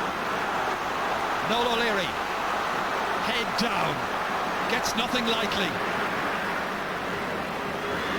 Donegal O'Connor now. Switched on to the right, back out to the left again. Kerrigan there, back it comes again towards James Masters. Missed a chance earlier on, he hasn't missed this one. First of the day for James Masters. It's down to a 5-point game. Kerry 2-12, Cork 1-10, and we look to be in for a thrilling last 15 minutes. Very much so, and the problem for Kerry at the moment is out around the middle of the field. Since Cork has gone off, they have missed the physical presence around there, even though it must be said that Nicholas Murphy was getting the better of him for a couple of minutes beforehand. But this is where they're missing the leadership of Darragh O'Shea, the direction that Darragh O'Shea gives them. And again, they're in trouble there at the moment. There's loads of time left, and if Cork hold their nerve, they're well capable of coming back. Some contrast as well, Martin, when you look at the structure of the two teams, the layout of the two teams, as Donaghy receives the treatment from Megan Gooding. Cork fans will have seen a team that started with one set of 15 and gradually it's been changed. They've tinkered with the formation, they've moved players in, taken players out, and Kerry have more or less stayed with the same 15 as Donaghy gets back on his feet again. And in the subs there you can see Darragh O'Shea looking on, nothing he can do, wondering will he be back in 3 weeks' time, and will Kerry be in that final? Correct, and I'd say also, I'm not saying that Cork are more imaginative or anything, but they're certainly way less deferential in the second half than they were in the first half, way less straight-jacketed in the second half, and they're playing with more abandon, more ambition, and they're certainly bolder in having a go at Kerry. Their spirit is boundless. Dermot Murphy, who'll catch this? It's a Cork man, it's Graham Cant, it's Nicholas Murphy, and he got there ahead of Kieran Donaghy. That was a very good fetch. Going short here to Pierce O'Neill. Back with Murphy once again, the Carrigaline man flinging it in there towards Kerrigan. Paul Kerrigan on the ground, coming into support was another player, and the referee again gives the decision Cork's way. The number 25 there, Paul Kerrigan, moving away from the action, pretty quickly taken. It's to Pierce O'Neill, rounded. It's more like the rugby league at Wembley yesterday. This time it's a free to Kerry. Down the field it comes towards Colin Cooper, trying to make some headway against Noel O'Leary. Nice little chinking run, waiting for a support player, doesn't want to just belt it anywhere. Killian Young, always very assured where he places his ball, places the pass. Scanlon, huge one in, it's 3 against 1, and one of the Cork men knocks it back to his goalkeeper. That was Noel O'Leary, and on the ground is Kieran Donaghy. He's flat out at the moment. Is it Donaghy? I'm just wondering. Well, anyway, it's not Donaghy, it may be Tommy Walsh, who's flat out at the moment. And that's Donnacha O'Connor, fouled by Donaghy, so he's okay anyway. But there should be concern about Tommy Walsh down at the other end. Got a knock there when he was challenged by a couple of Cork players.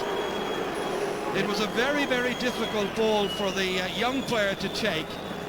As it came landing in from the air, watch Noel O'Leary get his fist to it, fist it back to the goalkeeper and make contact, inadvertently it must be said, with Tommy Walsh as well. Yeah, there was nothing untoward whatsoever that time. I think it just came out the wrong side of the collision with Michael Shields and Noel O'Leary.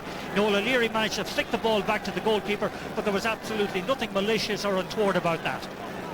Kerry aren't doing panic just yet, but with 11 minutes still to go, they have to be wondering at this stage, are they somehow jinxed when they're in their matches against Cork this year? Well, I don't know. The reality of everything is this, like in the second half so far, I think the score is 7 points to 4 for Cork, and they're the dominant team at the moment. That's way up there. Nicholas Murphy trying to control it. Gould takes it. Back again to Masters. Very awkward angle, still in play. Cousin's gone forward, it's gone off the post. Could have gone anywhere. It lands in the hands of Mark O'Shea, and Kerry can breathe a huge collective sigh of relief. That was a really dangerous moment. This is very much the match of the year now, where these two teams are concerned, and the next 10-11 minutes are concerned. Kerry on their way, they would hope for a chance of making it 3 in a row. Cork trying to redeem themselves, trying to show that their Munster Championship win meant something. They've got a free. Yeah, and again, you have to kind of applaud Cork's spirit in the second half. Again, okay, some of their attacking is a little bit disjointed, but in terms of territory and possession, in terms of intensive scores, they're away on top. Okay, the goal just after half-time ultimately could prove the difference between them, but you certainly have to applaud the way they've come out in the second half. Donnacha O'Connor swings it in and measures it beautifully. First point of the second half for him is 3rd in all, and the Cork fans and Cork team look at the scoreboard and they see that there are only 4 points between the teams. Place in September's All-Ireland football final at stake. Kerry, the past masters, going for 3 in a row, trying to get into the final for the 7th time this decade. Cork trying to get back after the humiliation of losing to Kerry last year. 18 points to 14. It's some 11 minutes now since Kerry scored, and that is beginning to sound like a crisis to me. Here comes Graham Canty. Cork have absolutely taken over. That's on its way, and it's just off the post, and it's gone wide. It was a really good chance for the Bantry Blue. It was a great chance, actually. Again, he might have been better off to play it across the field. They have now again Michael Cussin in around the middle, in around full forward. They know they have kind of got a stranglehold in the middle of the field. It's up now to the leaders of the Kerry team to go and reassert themselves. But because there's no doubt about it, the game is drifting a little bit from them, even though they're 4 points up. Well, his team has scored some 8 points in the second half. But is it going to be good enough? The body blow of the concession of that goal at the start of the second half, still very much the difference between the teams. Here comes Nicholas Murphy. Remember, they have Cussin waiting inside, but they may not need him. Pearse O'Neill can fist this one. He can go! Pearse O'Neill! It's a 1-point game! And Cork are right back in it. 63 minutes are gone. The Cork subs, the Cork fans, the Cork mentors, the Cork public from Youghal to West Cork to Bantry Blue cheering at this stage as Pearse O'Neill from Ahada, the manager's club, gets in here. A lovely pass and an equally lovely finish. It's 2-12 now to 2-11, and who would you bet on to win this All-Ireland semi-final? The next 8 to 10 minutes will tell the story. some match, some second half. Well, that's a sublime finish, it must be said, by Pearson O'Neill. That time flicked the ball with the outside of the foot, a bit like Donald O'Connor's a couple of weeks ago against Galway. But I must say, Seamus Scanlon fell in the lead up to that, which maybe made it a little bit easier. Cork have just simply seized the initiative and refused to surrender, but they're a point down still. Sean O'Sullivan is in for Brian Sheehan, second Kerry substitute. Kerry in real difficulty. Now what is the response going to be? This is a nice measured control approach here by Aidan O'Mahony. They need to show intensity now, such as they haven't shown in the second half so far. They've been going through the motions a bit. Declan O'Sullivan, a goal after 36 minutes. One of the key scores for Kerry, trying to take it on, controls the ball so well. Almost impossible to pin a tackle on him. It's high up into the air. Gooch Cooper's in the area, so too is Lynch, so too one or two others. Declan O'Sullivan was there, and Noel O'Leary is fouled. It's a free out to Cork. We're in the 64th minute. 6 minutes to play. O'Leary's got a cramp. Cork down to 14. Play on, the referee says. They do. Cork with the ball. Here's Shields. Challenged, holds on to it. It's still Kerry by 1 point, remember. Across towards John Miskela. It's energy sapping. Here comes Pearce O'Neill, the man who got the goal just 2 minutes ago. They're building for an equaliser, Cork. Donnacha O'Connor kicking it ambitiously high. It's going towards the goal. It's gone over the bar. They are level. 65 minutes, and it's 2-12 for Kerry.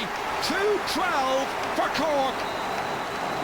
A fourth point for Donnacha O'Connor, and that was an absolute beauty. What a score, actually, by Donnacha O'Connor. He may have hurt his leg in the process of that, but they're all over Kerry in every sector of the field at the moment. There's only one team out there. There is no response whatsoever from Kerry. They've lost their way completely. They've lost their shape, and they've run out of energy, it appears to me. Well, there's going to be another change, and number 26, David Moran, is going to come on. That's Ogie Moran's son, and Owen Brosnan goes off. Martin, there was one little thing I didn't want to say to you at half-time to upset you having your coffee, and that was the two words, extra time. We've got to start thinking about it. Darren O'Sullivan, he'll have a response, wants to shoot Kerry back in front again. Nicely back towards Moran, the new man in, holding it up. Freeing it inside to O'Sullivan. Will he be the hero? Darren O'Sullivan. There's a support player. There's another goal. And it's Gooch Cooper. Colm Cooper with a goal and 7 points. 66 minutes. Just 3 minutes after Pearce O'Neill's goal. A measured approach by Kerry this time. Beautiful football. Darren O'Sullivan earned his corn here. Freed it to Gooch Cooper, and the keeper is beaten for the third time. And Kerry lead by 3 points. What a score again. Great work by Darren O'Sullivan. That's a credit to the sub. Held his nerve. Young Moran also. Great credit to him. Held his nerve also. But again, beautiful move and a wonderful finish. Is that to be the major response by Kerry? Is that to be the winner? Seamus Scanlon holding it up here for Cooper again, so often the hero. A goal and 7 this afternoon. David Moran now, big strong fellow, can play in a number of positions, kicks it across the face of goal. Well, that was some score. That was an amazing goal. Well, a wonderful introduction too from young Moran, must be said. Again, he held his nerve when he got the ball, could easily have panicked, showed an awful lot, wise head and young shoulders, held it up for Darren O'Sullivan. And again, the pass to Cooper and the calmness of Cooper, he has to be applauded. Cork have got to come back again, if they're able. James Masters, fed inside. Nice little turn by Miskela, going by. They're 3 points behind. They'd settle for one from this attack. They're going to get nothing because Tom O'Sullivan's got the ball for Kerry, and Kerry can take the ball back down the field again. Kieran Donaghy, Footballer of the Year a little while back. Colm Cooper, back on to Seamus Scanlon. Well, they were rocky, Kerry.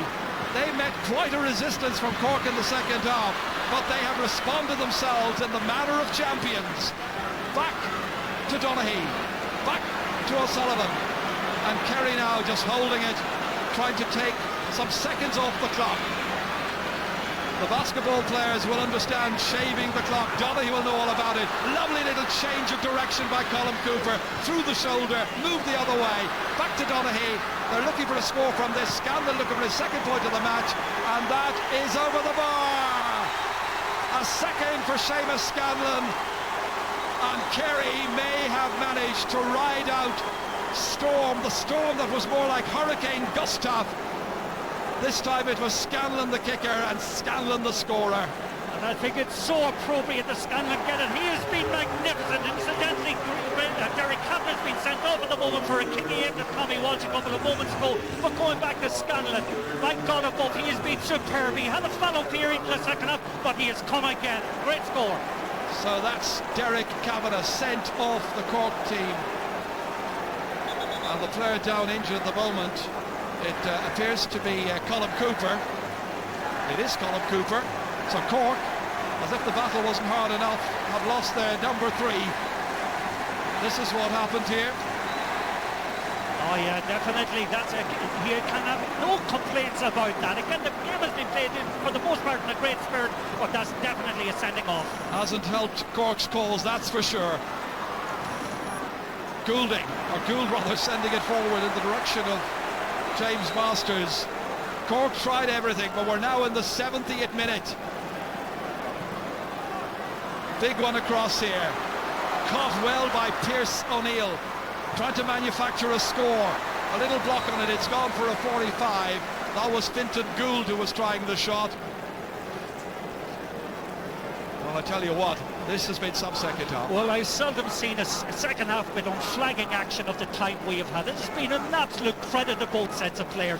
It has been passionate, it has been skillful, it has been, so dramatic. We've had a wonderful piece of theatre here through the second half. The Cork fans felt their team could do it. One thing they have seen from their team was genuine character and loads of ability. They're not as bad as some people have been making them out to be. Donaghy O'Connor hits it in, it's gone wide. It was that goal by Cooper after 66 minutes, I feel, that may well have been the determining moment in this afternoon's match. 2 minutes of added time are going to be played. Remember, they were level after 65 minutes.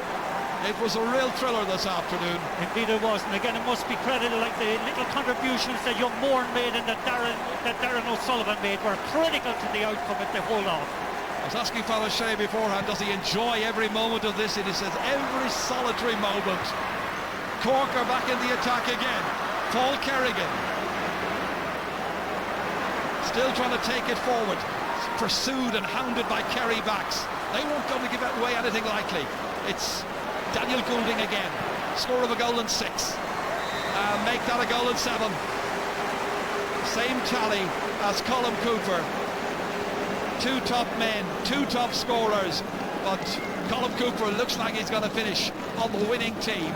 With 1 more minute to play, there are 3 points between the teams, and Dara, I don't know what kind of a spectator he is, but it can't have been too pleasant in the second half. Oh, but again, you have got to credit champions again if they win this out of the way they came, faced up to adversity and managed to get the critical scores towards the end of the game. Only a goal will save Cork at this stage, but Kerry have the ball and Donaghy launches another attack. It's Darren O'Sullivan, and this time the referee very definitely saw his jersey being tugged back. It's a free in to Kerry. Noel O'Leary guilty of the fullback that time. Kerry making more late changes, but at this stage it's only a case of using up a couple of seconds. Tommy Walsh goes off, having scored a marvellous goal and 2 points, and coming on for them is Daniel Bohan. Colm Cooper has got a goal and 7 so far. This, just to complete his afternoon's work, a magnificent goal and 8 points. He is some player, Colm Cooper, today playing in his 13th championship match against Cork, and it's going to be a winning one, it would seem. 3-14 to 2-13.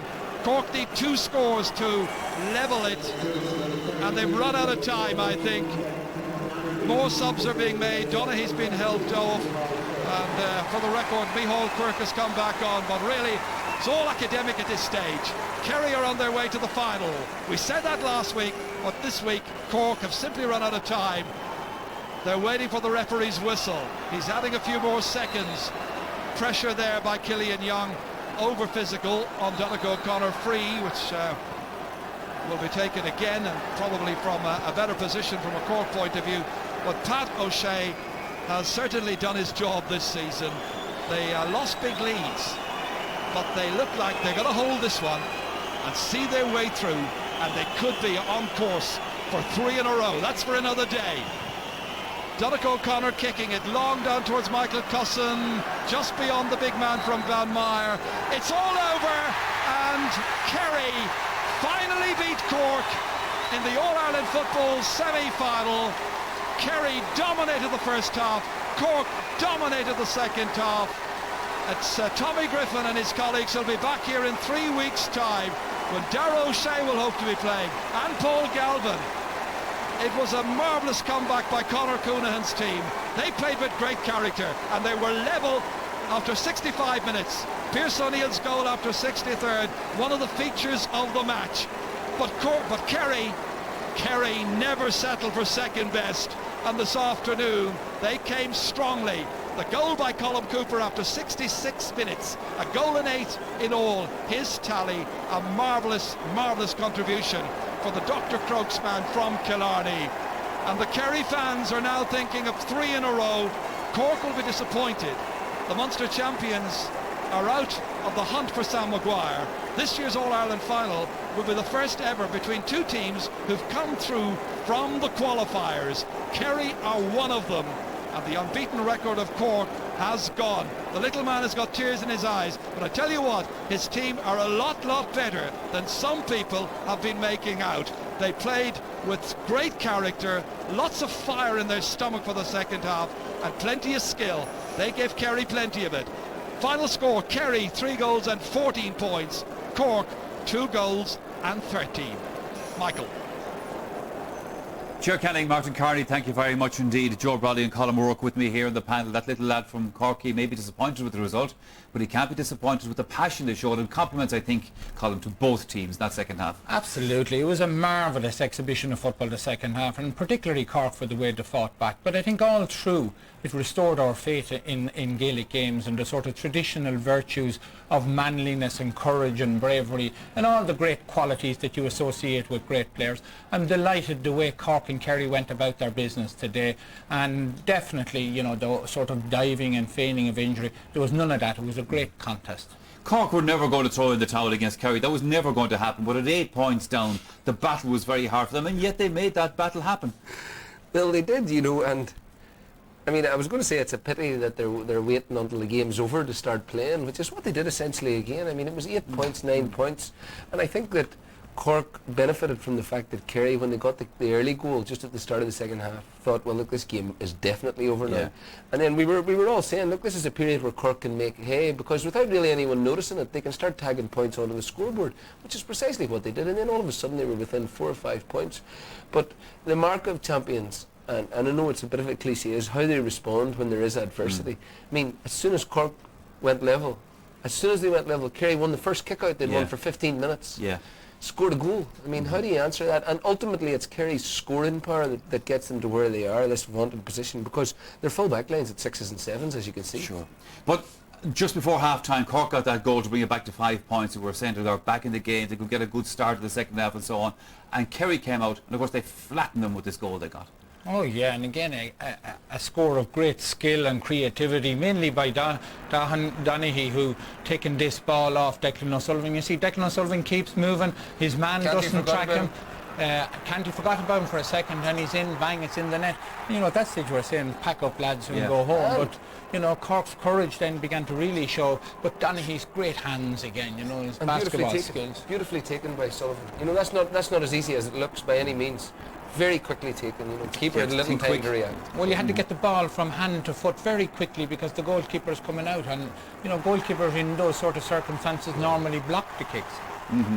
Thing about it is, like, as the lads were saying in the commentary, Cork, it wasn't just they showed a lot of pride and spirit in themselves, they look fitter towards that last 20 minutes. But I mean, they're bound to be flying fit with the resources that are around in Cork, the amount of, you know, I mean, the amount that's put into the county team, the amount of work those boys do themselves, they're bound to be flying fit, so fitness isn't a problem.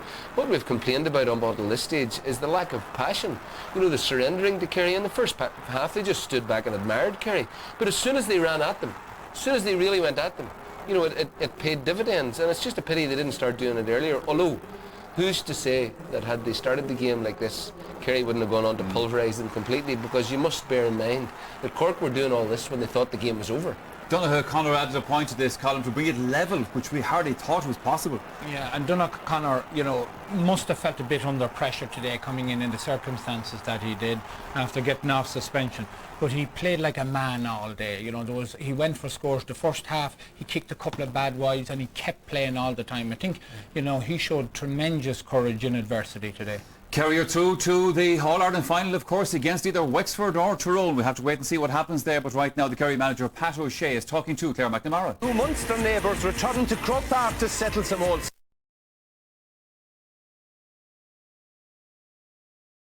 September. This season they've ripped up the form book, and today Tyrone and Wexford contested a historic All-Ireland football semi-final. And in hurling, we look ahead to the first Sunday in September, All-Ireland final day. Hello and welcome to the Sunday game. Another huge day in Croke Park, and one which delivered what promises to be an enthralling football final. Here with me to reflect on today's action are Darragh Kineda, Anthony Tuchel and Tony Davis. Joanne will join us later with further analysis of the games. But first, to part 3 of Cork against Kerry this summer. They met again this afternoon for a place in this year's All-Ireland football final. Joe Canning is your commentator. Well, like Cork, Kerry published a team in midweek that caused a few heads to be scratched. In Darragh O'Shea's absence, well, Micheál Quirke has been selected to operate in midfield, with Tommy Griffin continuing at fullback and no place for Pádraig Reedy.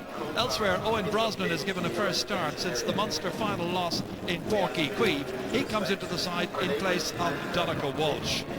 Well, once the CHC reprieved Donegal O'Connor of Cork on Wednesday night, it was always certain that he would be included from the outset, and so he has. He comes into the chosen team at half forward, not exactly sure where he's going to start. 2 other changes from last week's starting 15 see Nicholas Murphy lining up in midfield to the exclusion of Alan O'Connor, and a changed half back line today where we think Noel O'Leary may well come in and play at left half back. It's speculation.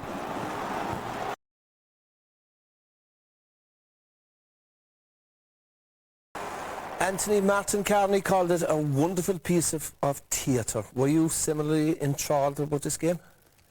It was an enjoyable game, Pat. At one stage it looked as if Kerry were going to run away with it. 9 points up with maybe 15-20 minutes to go, and yet again Cork were able to gather themselves up and stage a mighty comeback. Got it all square, but this, I think the difference was this time that Kerry just had that little bit of extra composure. They didn't panic. The class players, when they needed them, again came to the fore today. Kieran Downey won a couple of crucial balls. Colin Cooper stepped up. They got the goal. It was a very, very entertaining game. I think Kerry will be glad to see the back of their neighbours and glad to be in an All-Ireland final. Tony, Joe Brawley entertained the viewers of Ireland today by telling everyone that Tony Davis was supremely confident that today was going to be Cork's day. I was actually. So what happened? I was quite happy going into the game. I just thought the pendulum had swung in Cork's direction, and I thought they got their team right. And in fact, as the game went on, I thought the Cork team got stronger, and the team they finished with was probably their best team. You know, what happened? Kerry got the goals at crucial times. Tommy Walsh did absolutely wreck in the first. I suppose 17 minutes, and his strength and power, he got the vital scores. Gooch got the vital scores. The first 5 or 10 minutes, Cork had brought 5 wides from scoreable chances. You just can't do that against Kerry, and Kerry got the goals at vital times. Was that it? Kerry got the goals at vital times? That was the difference between the two teams? There were certainly crucial moments in the game. You know, I thought today, you know, everything was set up for Cork. I suppose you could understand the confidence the Cork people would be feeling psychologically. It was the perfect environment. You know, Kerry were missing Darragh O'Shea, Paul Galvin, 2 suspended players, 2 talismanic figures. But, you know, realistically, Cork haven't put it together for 70 minutes all year. They've been playing in 5 minutes, 30 minutes, 20. Today they played absolutely supremely for 20 minutes. And it looked like Kerry were on the ropes at that stage, but they showed huge resolve and character to come back, I thought. And they're now in their 5th All-Ireland final in a row, and, you know, people might start to recognise how good they are now. And today, in a way, I suppose he put it in a nutshell that Cork have yet to play 70 minutes of football. And they had a lot of shortcomings today, which you've identified. They had, Pat, but I think it's seldom, if ever, that a team will play to their potential for a full 70 minutes. Games ebb and flow, and there's times when you're in the ascendancy. And I thought today, early on, that Cork had chances, fairly handy chances, to set themselves up in the game, and they kicked, I think it was 5 or 6 wides in the first 7 minutes. Now, Cork really needed these to go over to trouble Kerry. And again, as a result of taking shots there from pretty crazy angles and distances, and also the use of Michael Cusson today, I thought was a little bit strange, in that when he was inside, the ball got in, they were doing what they were asked to do, kicking long high balls into Michael Cusson, but and credit to the Kerry defence, they seemed to be able to get the breaks off Michael Cusson, and then they had the players underneath the breaks to mop it up and to set up counter-attacks. And I thought that it resulted in Cork having to bring Michael Cusson away from full forward at a stage far too early in the game. And again, I thought that, you know, they were struggling at midfield in the first half, had to bring Cusson out, and they really needed maybe 2 of him there today. But Cork had chances and didn't take them early on, and I think that was one of their major downfalls today. Cork really had to bring Michael Cusson out of full forward because they weren't winning midfield, and as soon as he went out to midfield, himself and Nicholas Murphy actually did quite well and stemmed the tide. The problem is they're robbing Peter to pay Paul. When he's in full forward, he's a danger, but in fact he was probably most effective today at midfield. He played some of his best football. It's a similar case with Kerry and Kieran Michael Cusson out. They had Pierce O'Neill, they had Nicholas Murphy, but they were being beaten out there. They shouldn't need to bring upset their game plan to bring Michael Cusson. But they were being beaten out there, Anthony. You have to bring them. For me, it was Nicholas Murphy in the second half who really took over at midfield and won a lot of ball for Cork. Tony, you believed Kerry were vulnerable when they were run at today? Yeah, I think sometimes Cork used Michael Cusson too much, and by having him in full forward, they just lashed the ball into him. Whereas playing Kerry, I believe if you run at Kerry individually and take them on, I think that's where you see their vulnerability. Here's Michael Cusson giving a good ball out, and John Hayes, I think he slips there and lays the ball off. This is the last minute in the first half, and really Cork needed this goal because the game was nearly over at this stage in the first half. Took it very well, but then again the Kerry defenders are standing off their men. When they ran at, they're very vulnerable. Here we have again John Meskilla coming up the field, getting a vital score for Cork to bring them back in again. And this is Pierce O'Neill's goal. Good running again, straight at the goal, leaves his man, nobody covering whatsoever. He finished it really well. But I think any Tyrone person watching, or Mickey Hart watching that, he'll think like, you run at them, you take them on. The way Tyrone play, actually, they break in numbers and take them on, and that's where they're vulnerable. There's a chink in their armour there. Individually, when you take them on, they mightn't be the greatest defenders. So, David, you're going to pick out a piece to show how Kerry won? Yeah, I suppose if we were willing to acknowledge Kerry's vulnerability and the fact that they're conceding 8-point leads, and we're pointing out all the negative stuff from them, I mean, there's a pattern emerging here as well. The Kerry are pulling in games out of the fire when they're on the ropes. They've done it twice last year. They've done it twice again this year. And it's like Ali versus Foreman. They're on the ropes here, and David Moran is looking for the ball, demanding the ball, and catches a huge kick out at 2-12 apiece. Cork after scoring 1-5 in a row, and he sets Darren Sullivan off in a run. The channels are all closed up. David Moran, perfectly weighted pass here onto Darren O'Sullivan, who didn't just take the handy option, went for the juggler, recognised that the Gooch was at the edge of the square, and finished with a great move. Now at this stage that put Kerry 3 points up, and from here they finished out the game with the Gooch controlling the game. Kieran Donaghy, perfectly weighted pass again. Seamus Scanlon with a fantastic game today, I thought, kicking a very good point to effectively close out the game. Just to seal the issue, you have Kieran Donaghy catching a big ball, setting Darren Sullivan off in his run. I suppose it shows the strength and depth that the Kerry subs contributed so much, and Gooch kicked this one as well. Daniel Goulding was after kicking a point to bring Cork back within 3 at this stage. This puts Kerry 4 up and closes out the game. Lads, a lot of talk after the drawing game last week was about the ill discipline of both sets of supporters and both sets of teams, and in particular Kerry. And there's a lot of texts and emails still giving out about this particular Kerry team, that they're cynical, that they're unsporting or whatever like that. But you picked out a few pieces again today. You believe both sets of players were guilty of ill discipline. Well, they are, but I think there's just cause in what we're about to see, is that why players get so frustrated on football pitches and why players will remonstrate with officials. You hear a clear push on Anthony Lynch, free not given to him. He proceeds to foul Colin Cooper. Anthony Lynch knows he's been aggrieved. He says no way. You can clearly see what he said to the referee. The referee is explaining that he took Cooper around the neck, and hence he's booked. Aidan O'Mahony, who has got a lot of negative publicity during the week, wins the ball. gets up, tries to come out with it, lays it off. Clearly, no. If anything, Aidan O'Mahony was fouled. A free kick is awarded against them. Kerry are obviously incensed by that. And Tomás O'Shea, he's the captain of the Kerry team, and Tomás O'Shea is entitled to ask the referee what that decision was for. The problem there is the manner in which he has done it, coming and pointing his finger at the referee. But lads, the that's referee's decision is final, full Look, stop. in principle, we all agree and we all want to recognise the sanctity of the referee's position. Like, but you know, there's sometimes, and in particular in this case, there's about 5 minutes match here where he had 4 very Darren frustrating. O'Sullivan was fouled when he was kicking the ball. But you can't carry on like that to a referee. Yeah, like another thing that adds to this as well, it's Cork and Kerry. We've played each other how many times, so much now over the last few years, and there is a certain bitterness after creeping into the game between Cork and Kerry. Maybe this mightn't prevail. I think it's after reinvigorating the rivalry. I think we were all talking at the start of the year how boring the Munster Championship had got. I think, you know, that it's after being revived. Yeah, but you don't carry on like that, Dara. Well, no, I'm not trying to defend those clips, Dara. That was when Kerry were losing their grip in the game. One of the reasons why they were possibly losing their grip in the game was they were losing their concentration was gone at that stage. But discipline was gone. If you look at the amount of times that Jimmy White moved the ball in, that should be enough of a message to them to just stop mouthing and get on with the game. But you know, it has to be put in context of 5 or 6 very frustrating minutes and very frustrating decisions, including Anthony Lynch, who was pushed in the back in that instance, and you can understand his frustration as well. Okay, so what was the feeling in the 2 dressing rooms after the match? Claire McNamara was asking the question.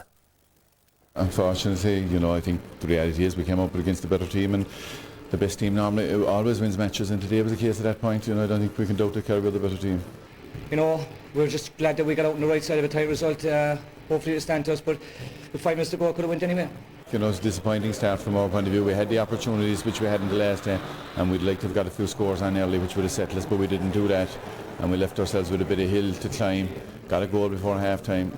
Started the second half, they came over, got a goal on the point, which put us on the back foot. But to be fair to our people, I think you know, they knuckled in, they gave it all in the finish, and you know, they've been a marvellous bunch of fellas to work for over the last couple of months, and you know, well done to them, and you know, well done to Kerry. It's all about the opposition, and Cork are a super team, and they've been in a lot of semi-finals the last number of years, and last year's all-Ireland final, so they're a good side. We knew they were going to come at us. They had nothing to lose, so they were going to throw caution to the wind, and I think they did that.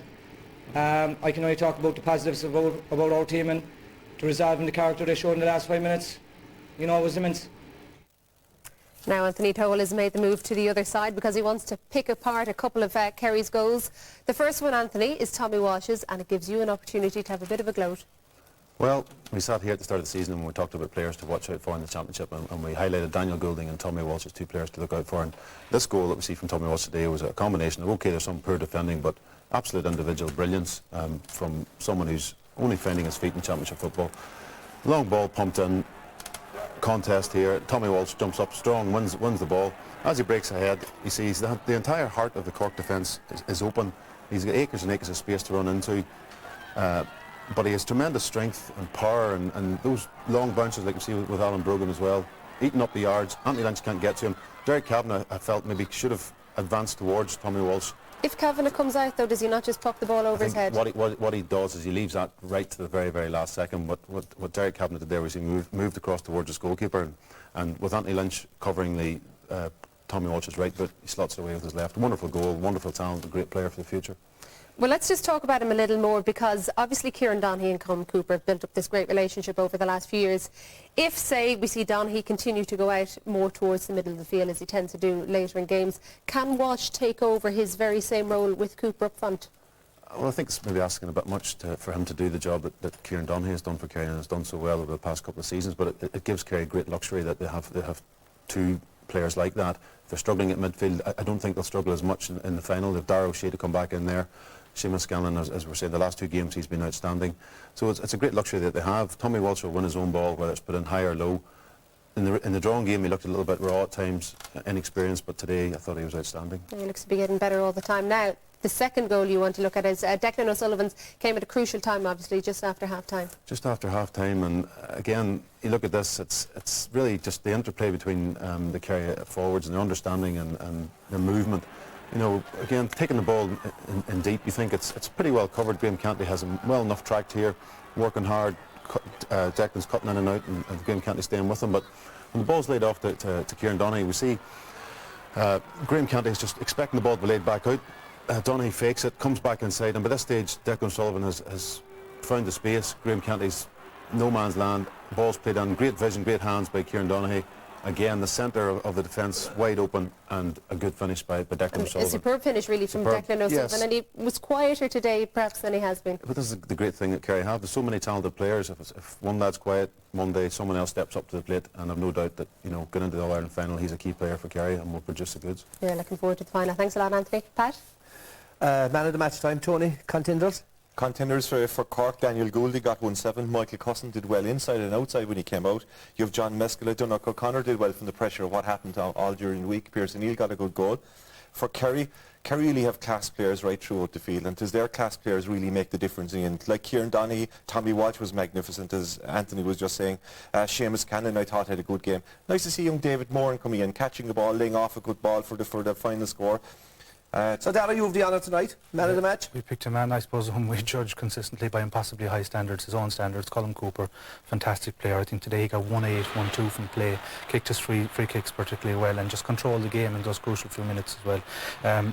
I was delighted to see today from a Kerry viewpoint that his colleagues got him on the ball a bit more and opted to give him the ball, pass it into his chest a bit more. You know, he's just so good in these positions. The lads were saying today possibly wasn't the best finish. I thought it was an excellent finish. You know, okay, you could Cork and lucky not to stop that goal, but Colm Cooper was vital to Kerry's win today. Okay. Well, let's hear from Colm Cooper now. The GA Football Championship man of the match. Talking again to Claire.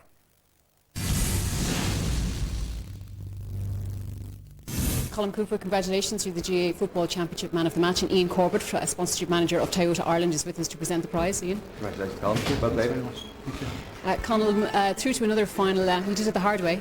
Yeah, we did. You know, we knew it was going to be a tough battle with Cork. We always have big contests with them. You know, so we played well early on, and we knew Cork were going to come back like they did the last day, and it was bite nail time again with 5 minutes to go. But fortunately, we just came through. And your goal, of course, was vital with 5 minutes to go and the side's level. Yeah, it was. You know, the game could have gone either way that time. You know, I think Donnoch O'Connor kicked a big point for Cork to level it. So the next goal was always going to be crucial, and lucky enough we just got it. But we'll know that we'll have to improve for the final, you know. Congratulations to Colm. Right now we have a short break to take, but do stay with us as there's still plenty of football action to come. Dislocated finger and a soreness in his back, but should be all right.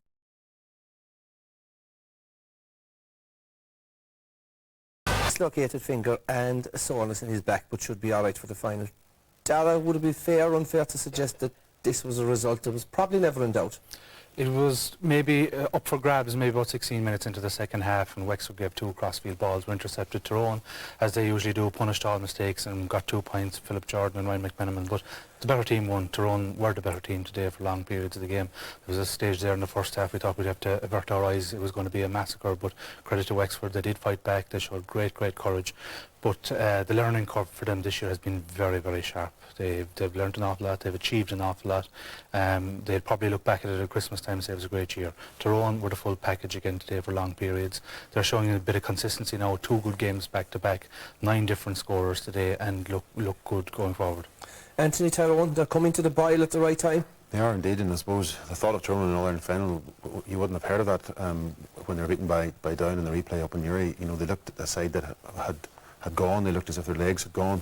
Their senior players looked to be at the end of their careers, but somehow they managed to regroup, get regalvanised. They've come through a couple of games where they just did enough to win against Westmeath and against Mayo. Maybe they could have lost that game, but great credit to them now. They're now back to the Tyrone team that we've become so accustomed to watching in 2005, and really their season this year is similar to 2005 in the way they've come through the backdoor system, and they've got better and better as they've gone on. They were excellent again today, 23 points, massive score to run up, and credit to Wexford, as Dara was saying. You know, it's really a dream season for them to achieve. They probably overachieved in Jason Ryan's first year. Tremendous. They could have chucked in the towel today when the game was going against them, but they kept at it, and you know, they contributed to a decent game of football. Tony, bottom line, you can't give a team like Tyrone a 9-point lead. No, you can't. They just left themselves too much to do.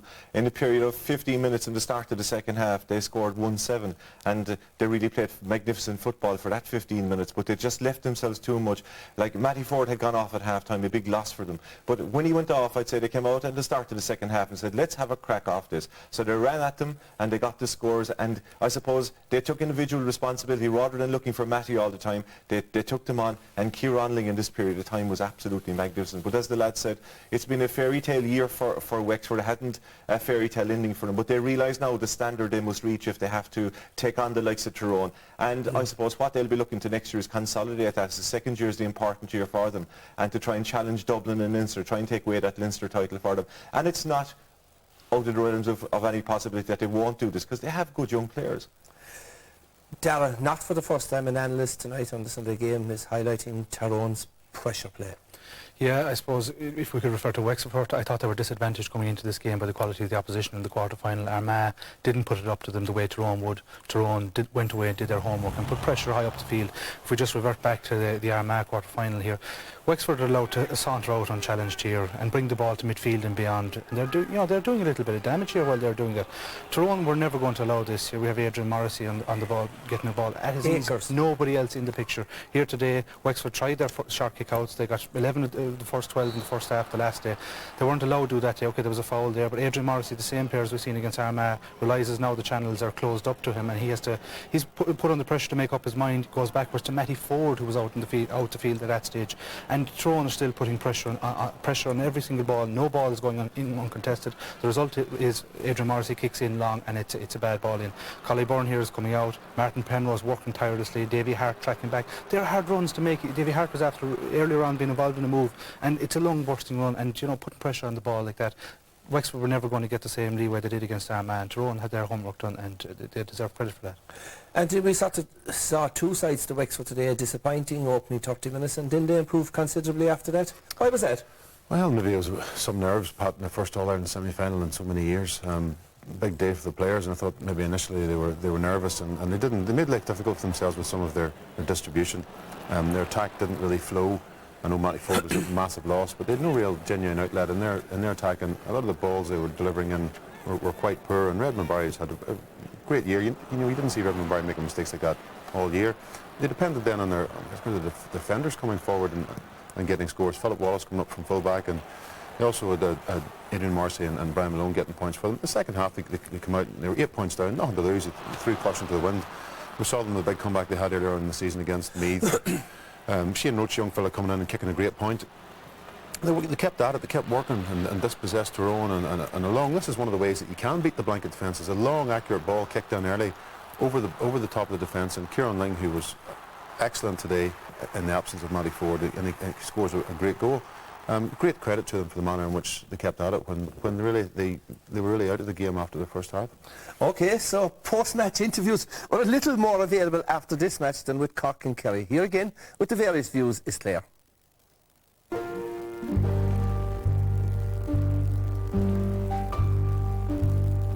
We let ourselves down badly, and at half-time we went in and we said to ourselves that we'll go out in the second half, we had nothing to lose, and we'll give it a good shot. We just gave them too much time on the ball. When you're playing against a team with that quality, you just can't do that. We had a serious crowd came up, which is rare for Wexford football, and we appreciate it. So we knew we had to put on a show, and we did. Jason has been brilliant, He's just always talking to you, always giving you a ring and wanting to see if you want anything. He's just pure man management. Every player knows their job when they're playing. It might not look like it in the first half, but that's how we play. Hopefully, the progress that they'll have seen as they've made this year will help them in their preparations for next season. We had a meeting after the championship, after we got knocked out, and we kind of realised that there's two competitions, one the provincial, one the All-Ireland. We embraced the back door and went for it. It's great to be in the last two, and it'll be nice to relive memories of 05 again, just to be in that final. And Kerry got a fright today too as well, so I say both teams are going to say they've got a lot of work to do, and so it's 3 weeks to the final, so it's going to be a lot of hard training. People talked about this from a long way off, and it seemed highly unlikely, I suppose, from our part.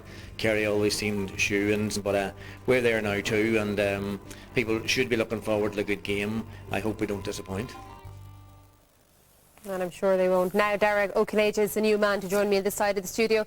The space. Yeah, they just seem to do the maths that bit quicker than most teams. They have an instinct for numbers and for the way they attack, and they like to get it out wide as well. And I think they did that a good bit today. And there's a point there in the first half, 26 minutes first half by Enda McGinley. I think it's Tyrone's play in microcosm. Here we see Tyrone coming out with the ball, not a whole pile on. They're playing around with it. They realise there's nothing on. Davy Hart goes backwards, and they're just still playing around with it. There's not a whole pile on. Look at the Wexford bodies here. I think it's 11 we counted here. That means that there's 3 outfield players players somewhere in the Wexford half of the field. Tyrone do the math, work it out wide. I know they have a drill in training that they channel off the middle channel and nobody's allowed in there. So here they work it out wide. I mean, the quality of Colin McCullough's pass is good, like, but it's actually the angles that they run for each other.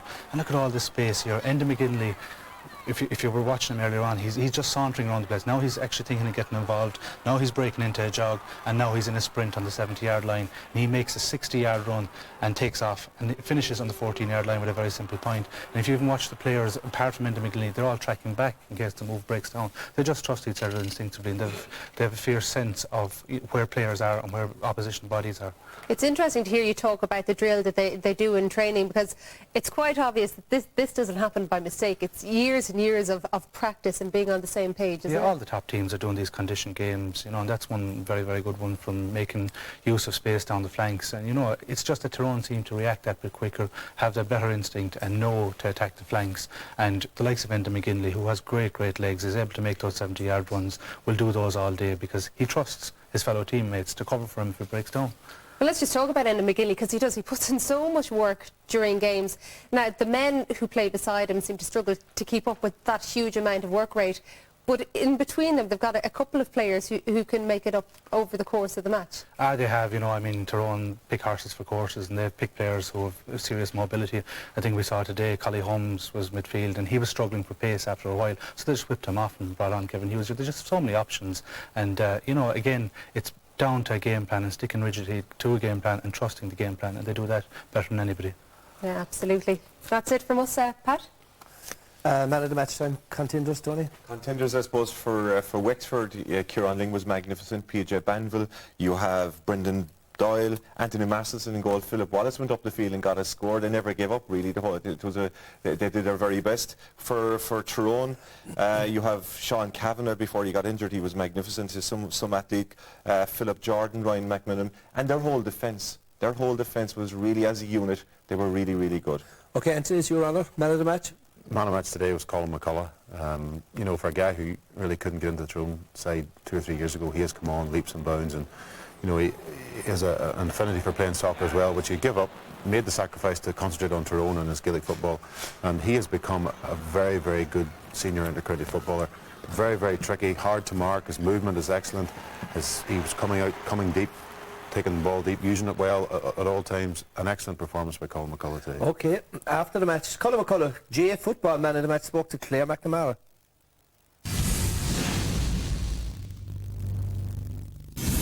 The GAA Football Championship Man of the Match is Colin McCullough, and Caroline Lenihan, the Consumer Director of Vodafone Ireland, is here to present Colin with the trophy. Thank you.